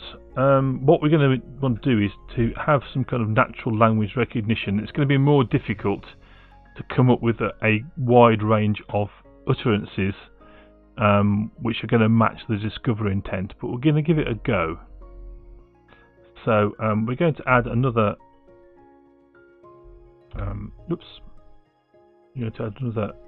case here, and that is going to be discover intent, and that's going to match number 3. That's menu option number 3. So now we need to go across to Lewis and set that up. So let's do that. So if you haven't looked at Lewis AI before, it's free to use, and it does enable you to wire up natural language processing to any of your projects, really. So it took a little bit of getting used to. Having been used to the Alexa skill kit, it is similar enough to be confusing. Put it that way. Okay, so these are the intents we've got. So we've got a live now, we've got a set time zone, we've got a help, and we've got a when next.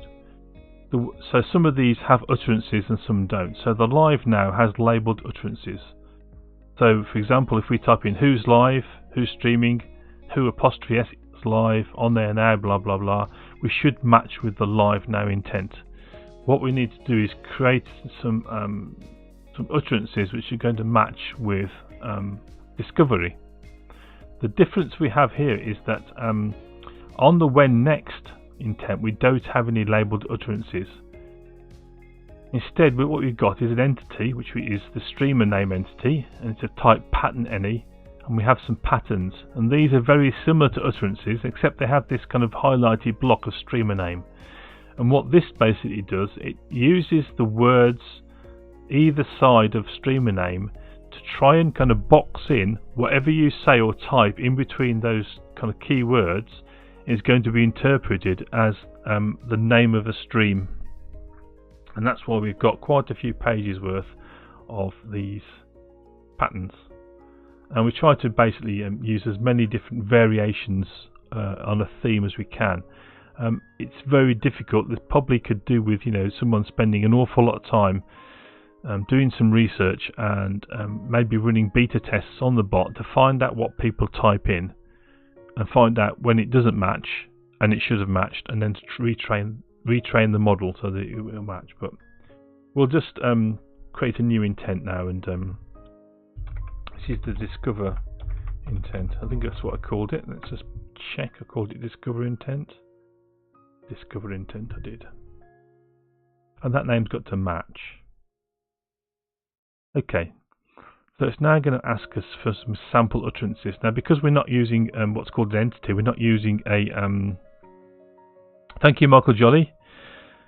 It's family time now, absolutely. So thank you for joining the stream. Do appreciate you popping in. So thank you very much, and have a good rest of your holiday. It's definitely nearly over for me. I'll be at work tomorrow. So enjoy family time, and I will see you again very shortly. Take care. Okay. So I discover intent. What can we? So we can type in discover streams as one. Discover streamers.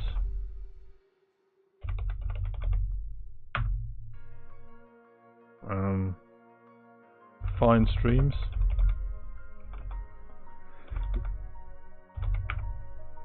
Find streamers. Find channels.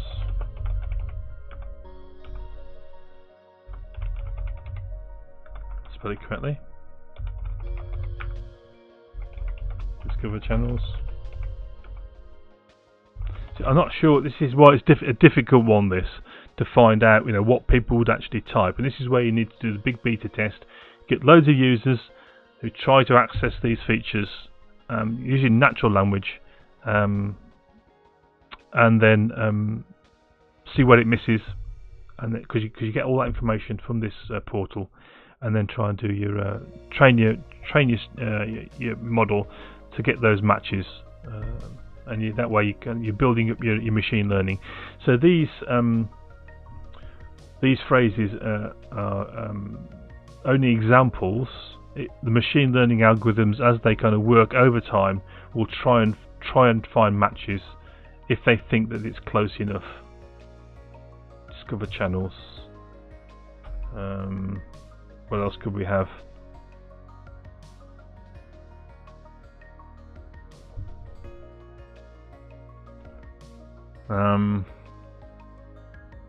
So you could go into things like who's streaming C#, who's streaming Rust, who's streaming ASP.NET Core. I'm not sure. Let's leave it with that and train the model on that for the moment. We'll click train. It will go away and train our machine learning model. We do need a lot more. We need at least 15 utterances according to the documentation. The very minimum is 15. But we'll try and figure out what some more are. Well, let's see how good we are. So our model is trained. Let's do a test. So let's say find streams, and that's hit a 92.5% match on discovery intent, which is correct. Okay, you can see 0.925. If I type find Twitch streams, let's see what that gives. So that gives us only a 50% match. Now we've got in our bot, we want a 90% or above match. But what we can do is we can train that to say, actually, that definitely was the discovery intent.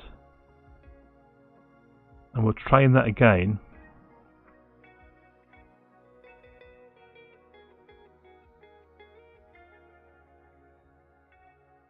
And we can type find Twitch streams, and again, and we should get a good match. You can see it's popped it as an example over here, and this is how you can start working on this this matching. You can also go across to review endpoint utterances, and you can see what's been typed into your bot.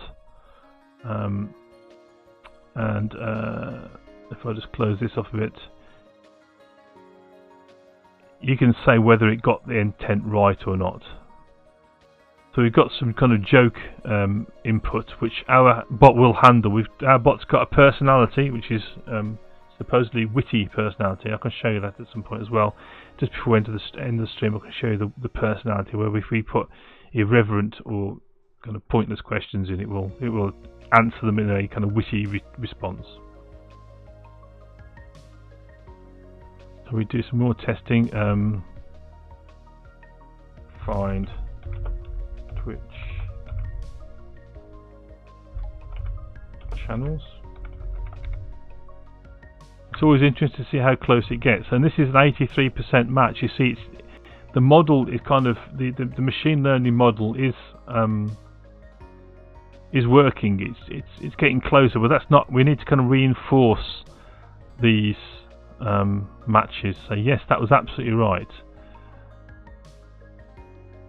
And the more more data we have, and the more reinforcement we get, the better our model is going to be.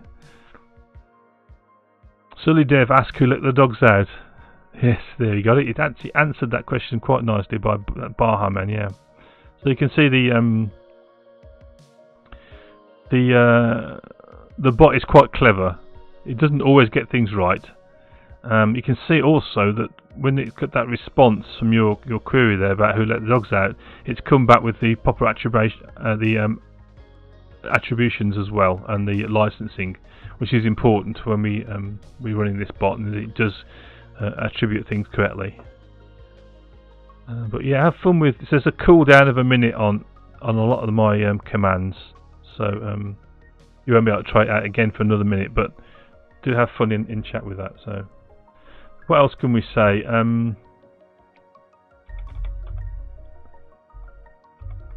Discover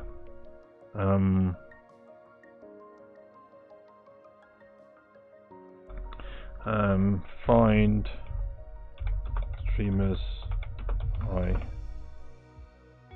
I would like. Let's see what that comes back with. So that's a 29% match, 29.3% match. But we can go and then train that and say, yeah, well actually that should be good. Let's retrain.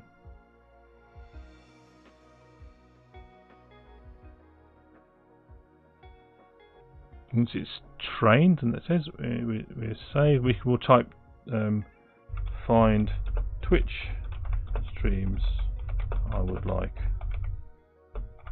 and see what that comes back with. That's a 90% match. So let's just reinforce that again.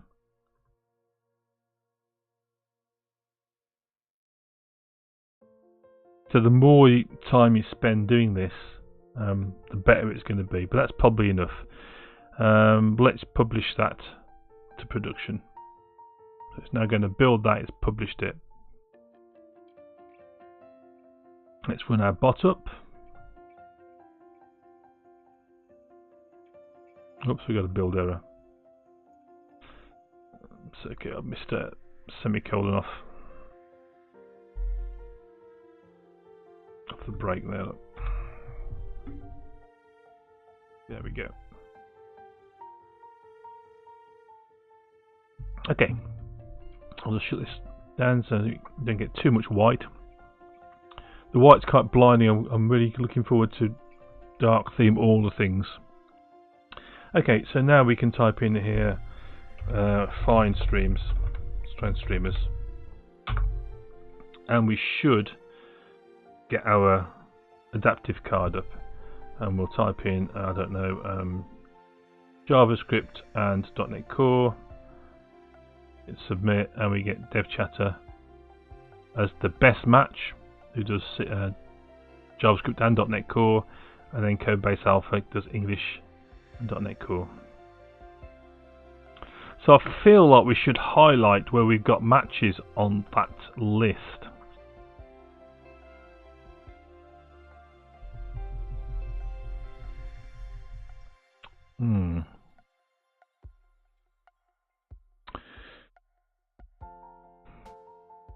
Ask who is. So Sully says, ask who is better at selling jokes, Siri, Alexa, Google, or Cortana.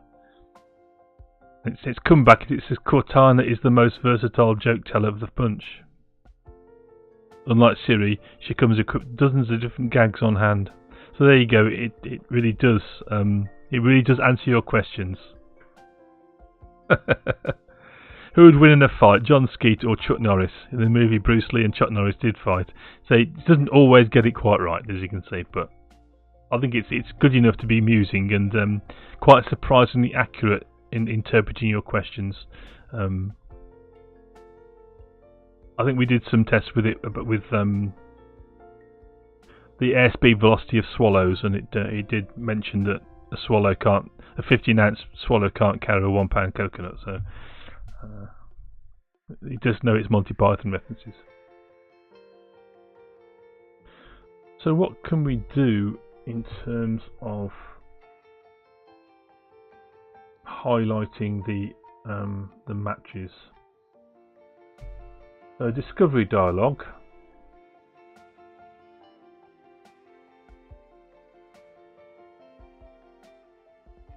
We've got our tags.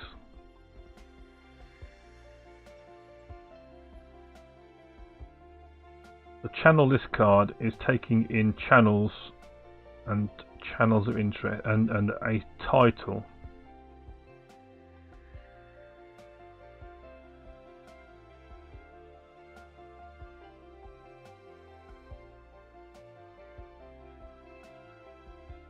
Can we join that on that just to space it out a bit? We can by the look of it.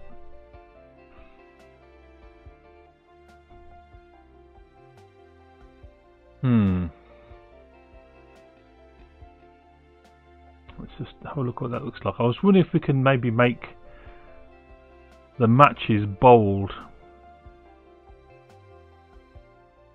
I'm not quite sure how to do it. Number 3, JavaScript and .NET Core. Looks a bit better with the space in there now. I'm not sure how it's going to cope. I think it might. It's not going to word wrap very effectively. I wonder if we can word wrap.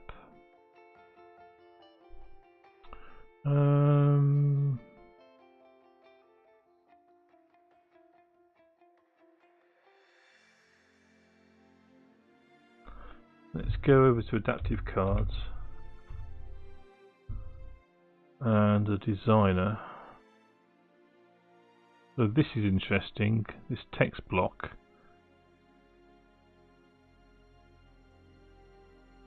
It's got a wrap. Wrap is true on the text block. Okay. So let's sort that out. See if we can get a wrap is true on text blocks. Horizontal alignment is center for tags. Wrap equals true. So wrap is true, so that should be good.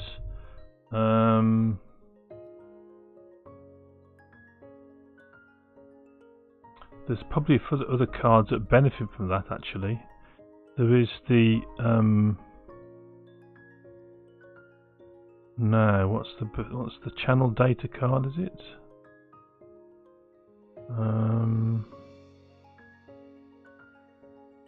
Channel data card, yeah.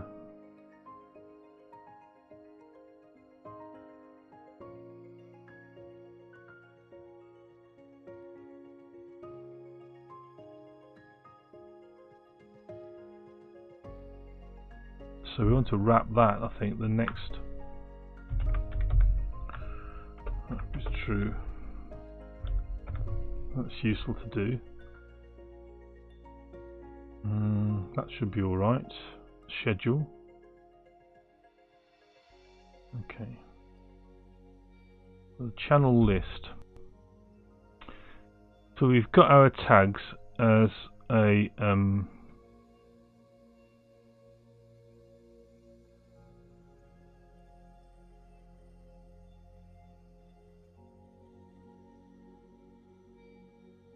as a string.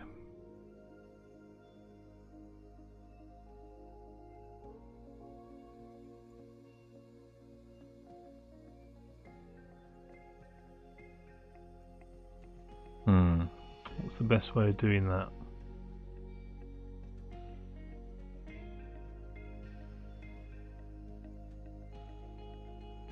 I'm not really sure how to go about doing that. I'll have to think about that. I don't want to do that on stream then, because I don't want to go down a rabbit hole. Sorry, Weetol, you tried the skeet command and it didn't seem to like it, but I've allowed that through. There you go. So you got Google is John Skeets behind a proxy, so you did get your command did come through. Two swallows nest. So they're having fun with the ask command and the bot. So the bot does need some exercising, because we do need to find out if there's any bugs in that bot. It doesn't get used that much. Okay, so I think what I'll do is I'll park that idea of emboldening the number of matches. Let's tidy up that. Kind of would like to have a star rating against it for the best matches as well. I think we probably need to tell the user that the best match is at the top.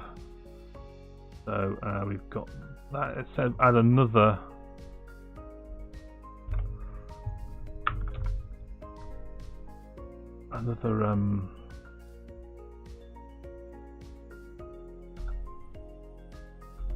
Another text block. We'll say here. No, we can't do that because this is a multi-use thing, isn't it? So we better not do that. We might have to rethink reusing. So channel list card is the best way of doing it. I would like a kind of separator between the different channels though. So let's have a look for how, if they can do that. So what's the subtle flag do under?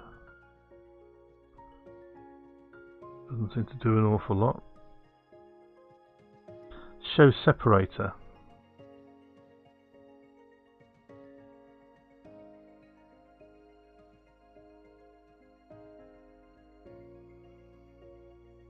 Can we see show separator anywhere?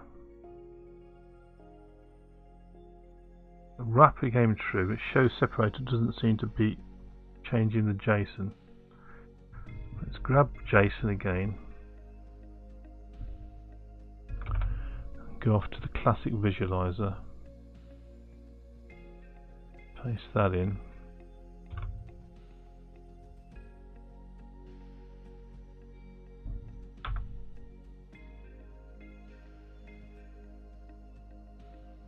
Oops, I haven't done anything, have I? I'm going to go back.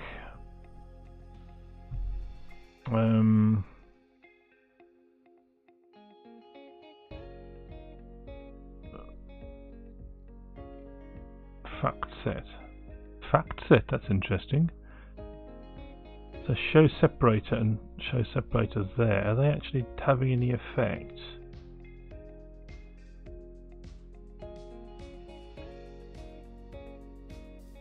Separator true.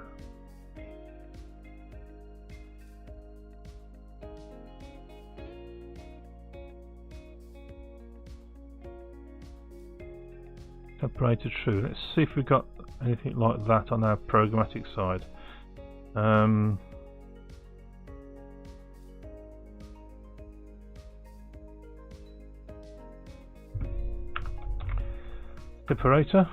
Separation equals true. That's not separation, is it? Use separator.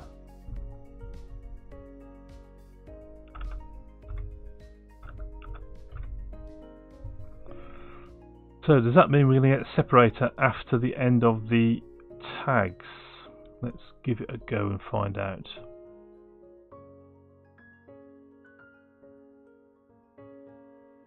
We would like some kind of separation. So we start the conversation. Let's cover live coders. Go for C#, English and .NET Core. There's a very, very faint separator, is there? It seems to be above. So what we need the separator to be on, not on the list of tags. We need it to be on the name. So let's try that.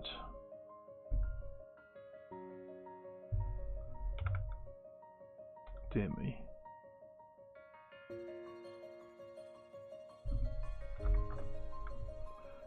We want that.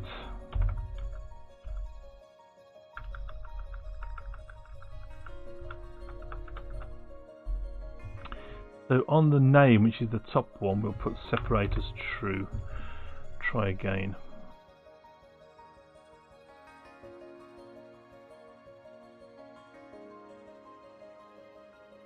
Right.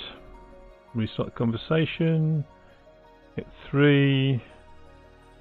Choose ones where we get lots of options. Let's choose those 4. It's a very faint separator. Can't quite see it, to be honest. Yes, it's interesting. I thought there was a very faint one before, but there doesn't seem to be a very noticeable one there. I wonder what else we can do in terms of getting some separation.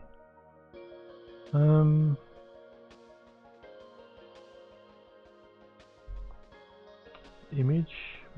We'll have images eventually. Empty container. Does the container have anything? No. Well, that's a bit disappointing, isn't it, really? That those separators don't seem to be at all. There's a very faint separator there. I can't see one on that one.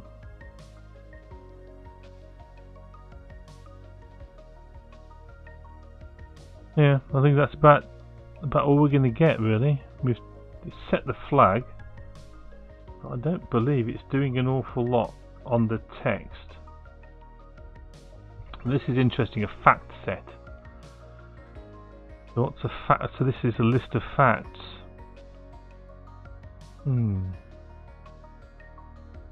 That could be interesting. Okay. Well, I think what we'll do is draw a veil over that that part of the project. Well, I think we're pretty much there in terms of what I wanted to do this evening. Let's just have a quick glance through the code. So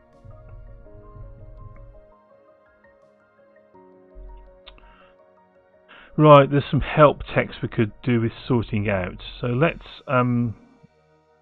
sort out some slightly more mundane kind of code here. Didn't want to do that. Let's go off to, let's create a new class called help text. Make that static.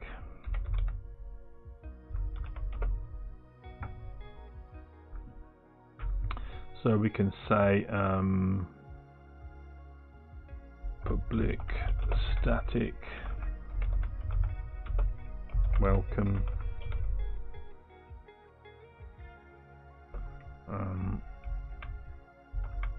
just have a get. That's going to be that.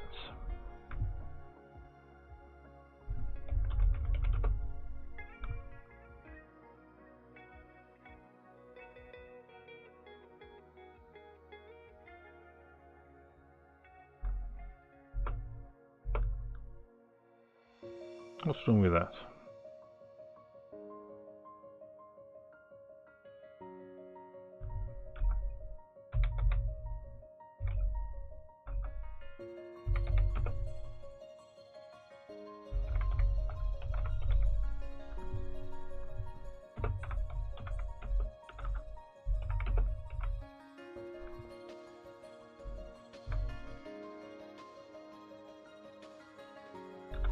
Did not like that.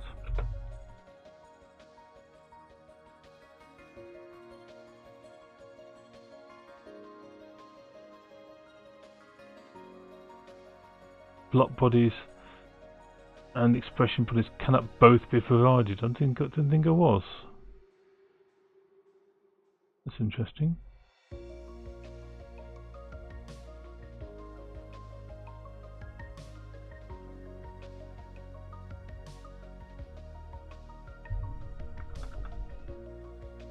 That's because it's static, isn't it?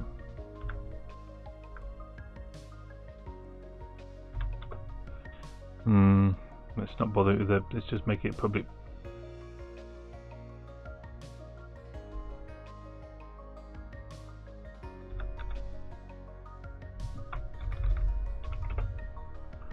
Let's do it like that. So that's our welcome text.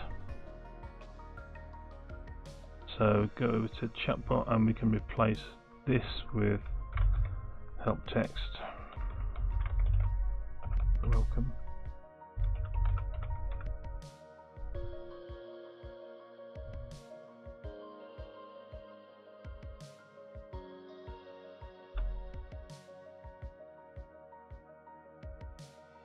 It's interesting how that's not colorized properly. That's better.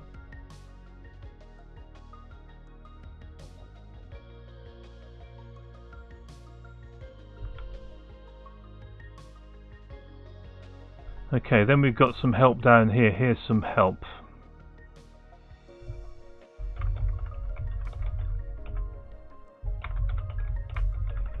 So let's have main help there.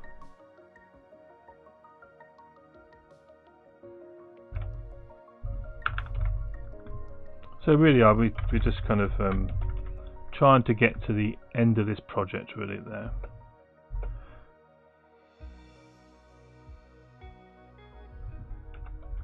Gesturing chat box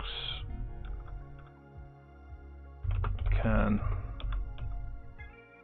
help you find out about live coding streamers on Twitch. Then we'll say use the menu options to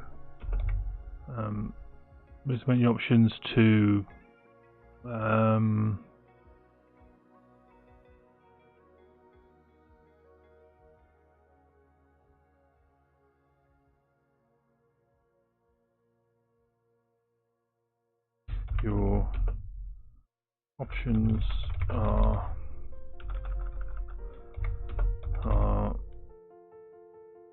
listed on the main menu.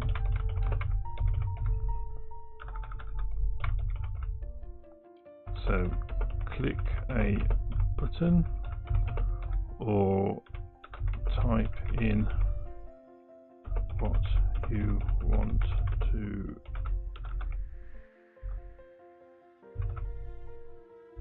do.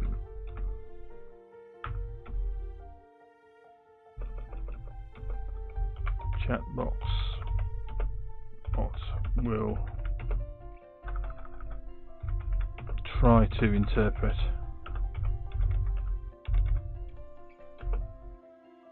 your request, but using the menu is the best way to ensure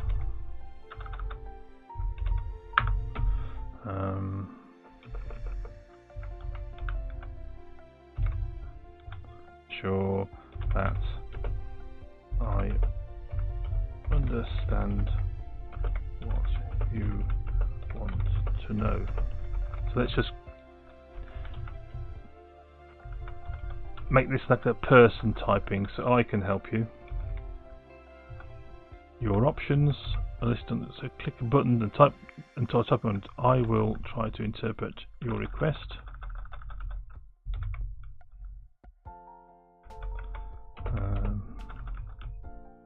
I will.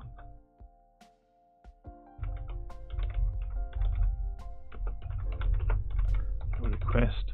But use the menu is the best way to ensure that I understand exactly what we want.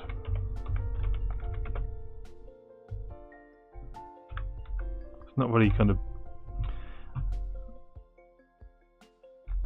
It's not giving the illusion there's a person at the end of it, I guess. Type help or menu at a time to return to the main menu. That's probably enough.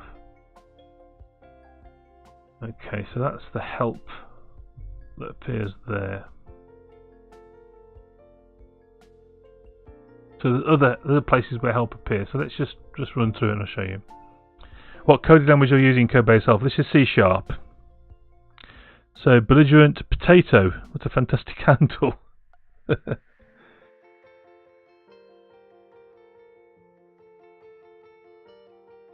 Yes, so it's C#, yeah. So what we're using is the Microsoft Bot Framework, version 4.4, the very latest version. And basically what we've got here is a .NET Core API, web API. But we have the framework in place. So what is happening is we inherit to extend from the interface iBot. Gives us a bunch of things we need to do. The main thing is we need to implement an on-turn async method, and this is each turn of a conversation. So the bot says something, I say something back, I make a request, the bot responds. That's like one turn, and basically the bot framework takes care of instantiating a copy of this object each time a conversation goes on, and each turn of a conversation could be a different instantiation of it. It also enables us to have user state and conversational state. So conversational state lasts for the length of a conversation, but user state, if you store it in a permanent storage area, for example into Cosmos DB or into Azure Blob Storage, it actually remembers you as a person, as a user, and will follow you around if you use the bot in different locations. So the bot can be connected up to Microsoft Teams, to Slack, to Facebook Messenger, and also I think there's 4 or 5 other ones it can use, but you can also embed it into a website as a conversational chatbot. So you often see these kind of things as customer services bots. So Belligerent Potato says, I was curious, I'm just beginning to learn C#, head start on intro to the programming class for next semester. So yeah, so this is a beginner friendly stream, Belligerent Potato. So if you go back to the very start of the stream, 31 episodes ago, we start off building a secure web API in .NET Core from scratch, from very first principles, using JWT bearer tokens for authentication and authorization. So that might be of interest to you. All of the streams start out from nothing, or from a templated start. So for example, for this one we simply created an echo bot, which is one of the templates, and then changed it. So that's all been documented on the streams. If you go on to YouTube, this YouTube channel, you can find a full archive of all my sessions. All the shows are on there right from the beginning, and you can see how we've changed over the months. Used to have no webcam, and then we had a webcam with no green screen, and there was an ironing board in the background, and now we kind of got fully green screened up, and I'm floating in code here. But all of the streams, they do start off from first principle. This is an episode. This is kind of part 9 of this particular project, so which is why we're quite advanced with it. But I learnt this framework on stream with you. I did do like a 1-hour skim read of the documentation before we started the streams, but you know, I learned alongside all the viewers who watched. We've built in the past. We built say the web API, the secure web API with JWT bearer tokens. Belgian Potato, thank you very much for the follow. That's brilliant. So let's give you some Electric Elf hype. That's fantastic. Thank you very much for that. We did an Alexa skill. So if you're interested in voice, there's an Alexa skill. That's all built in .NET and C# as well, using the Alexa skill kit. A lot of the examples that you get on the Amazon websites using Java or using Node.js. So this is one of the few times where you've got an example in .NET and C#. We also built a GraphQL endpoint, and we've used GraphQL all over the place now. We built this chatbot using the bot framework, and every now and again we also have kind of special events where we had Mark Miller on from Code Rushed. If you don't know Code Rushed as a stream, you should check that out. It's fantastic. It's amazing what he does. But he's also chief scientist over at DevExpress, and he gave me a run through the Code Rush product, which is what I use on stream for productivity in Visual Studio. We also had Morten on, Fuel Snable, who's the guy who did these shaders for us. This is another of his shaders, the Infinite Alpha shader. And he was talking about creating parsers from scratch in F#, and that's quite a challenging video.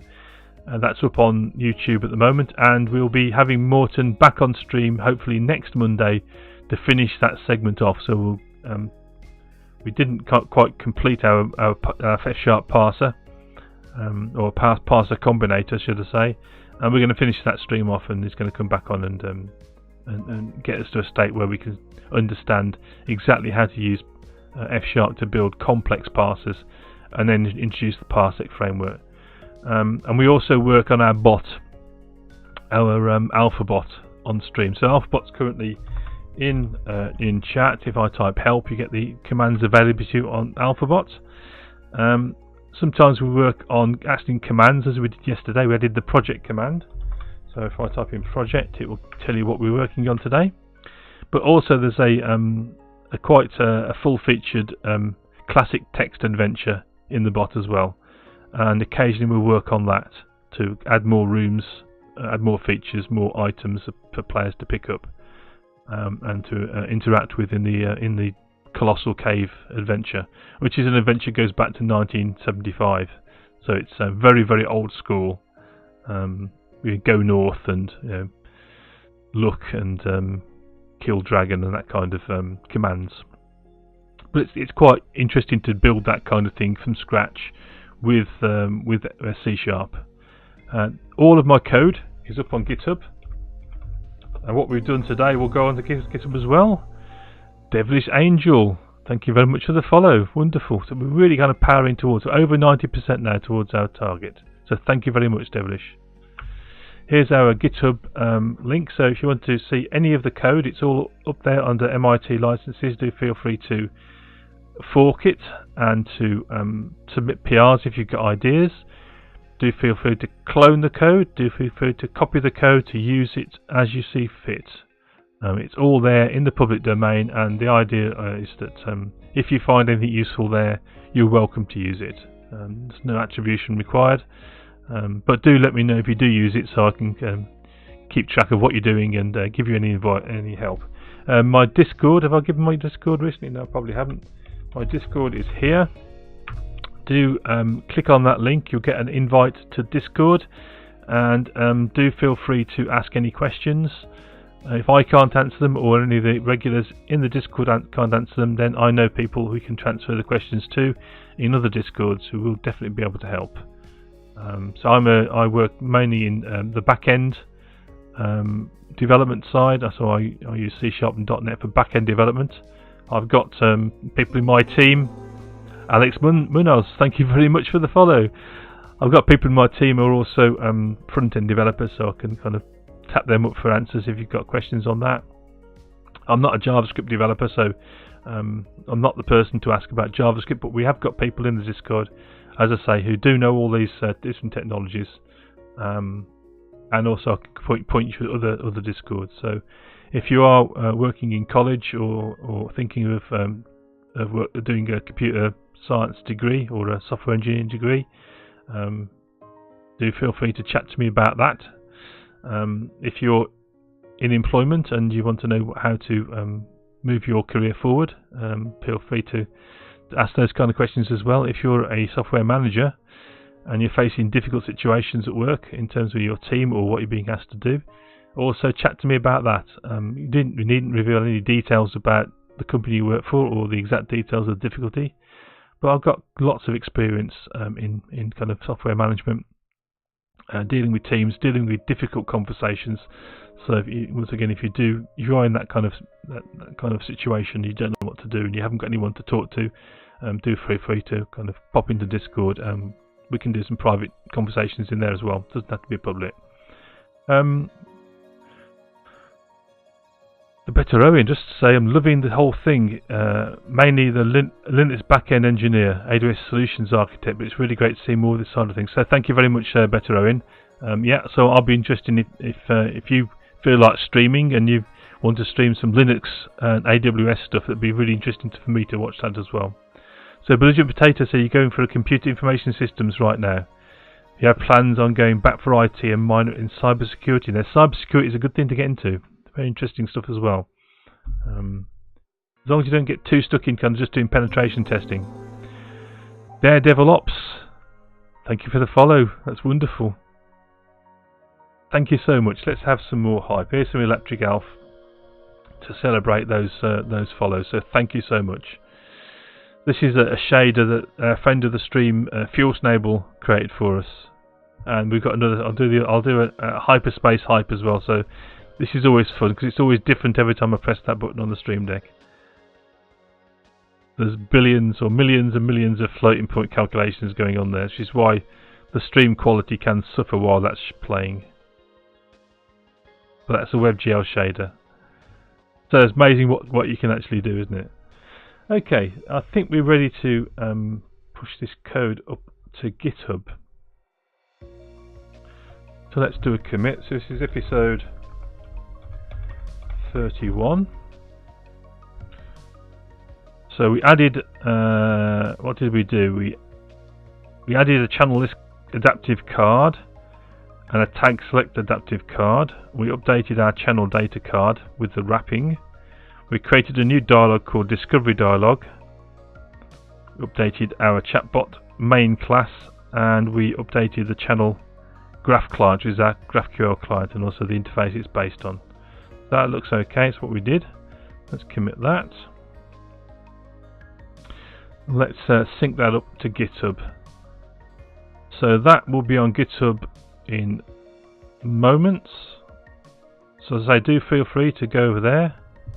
I'll post that in to chat once more. So there's the GitHub, and as I say, it is all under MIT open source license. I don't mind what you do with the code up there, but if you want to contribute, submit issues or submit PRs, and I'd be very welcome to review those on stream and put those through. If you want to get the AlphaBot working on your own machine, there are a few hoops to jump through. I've had one person who's implemented it, needed a little bit of help, but I've since kind of refined some of the features that he needed help with. But if you do want to try and get AlphaBot running yourself, do let me know, asking in Discord, and I'll help you all I can. If you have any kind of general questions really about software engineering, programming, or getting a job in development, once again, do feel free to ask. Okay, so let's find someone to raid, shall we? What we're going for now, 2 hours and 43 minutes. Let's find a nice stream to send you all to.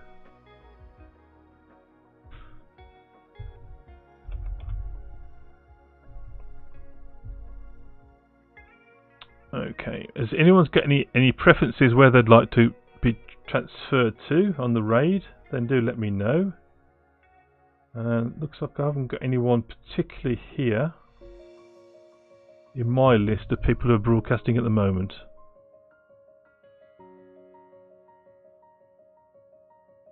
Let's see if we've got anyone down here. Is there anyone any preferences where they'd like to go?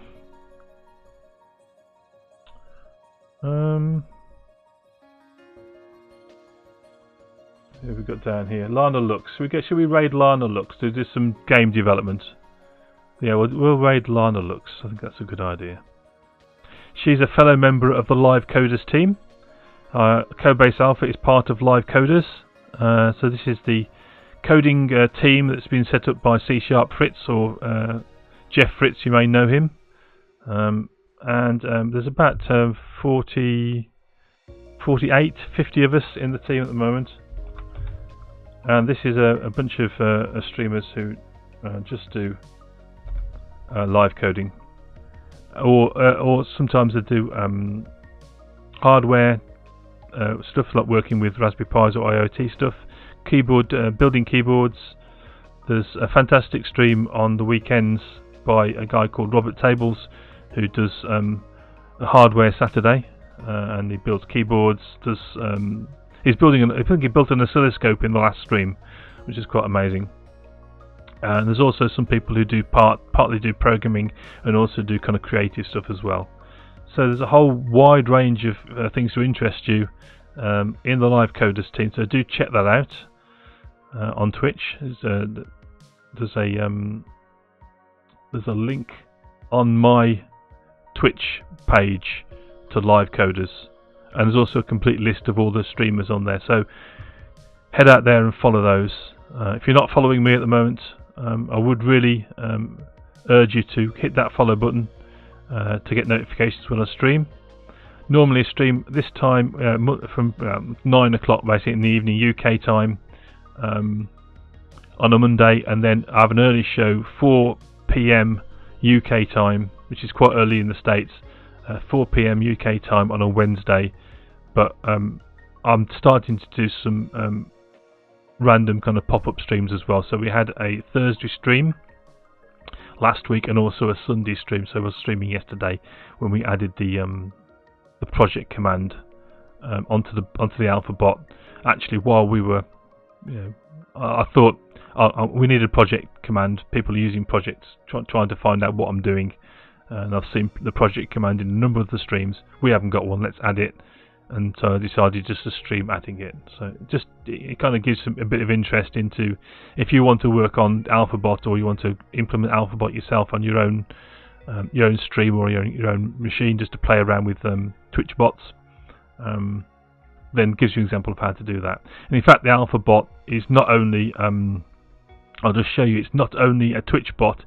It's also, as you can see here, it is in Slack, and it's also here's the Slack. You see AlphaBot's in Slack at the moment, and it's also in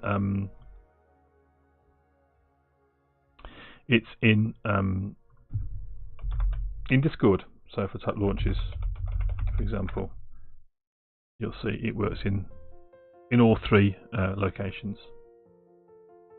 Okay, so let's close off the stream by raiding Lana Lux. So do stay with us and watch Lana Lux. If you do stay with us and the raid go with the raid, then please say hello and announce the raid to Lana. And if you're a subscriber, let's spam their chat with some Alfs, our alien buddy. So here we go. We're going to go into the raid now, and as I say, do stay with us for Lana. She's a very interesting streamer and does game development, so do follow with us. So thank you very much for everyone who watched, everyone who joined in the chat. Thank you ever so much for all those people who followed, and we'll see you on Wednesday. So good luck to everyone, and I'll see you then. Bye bye.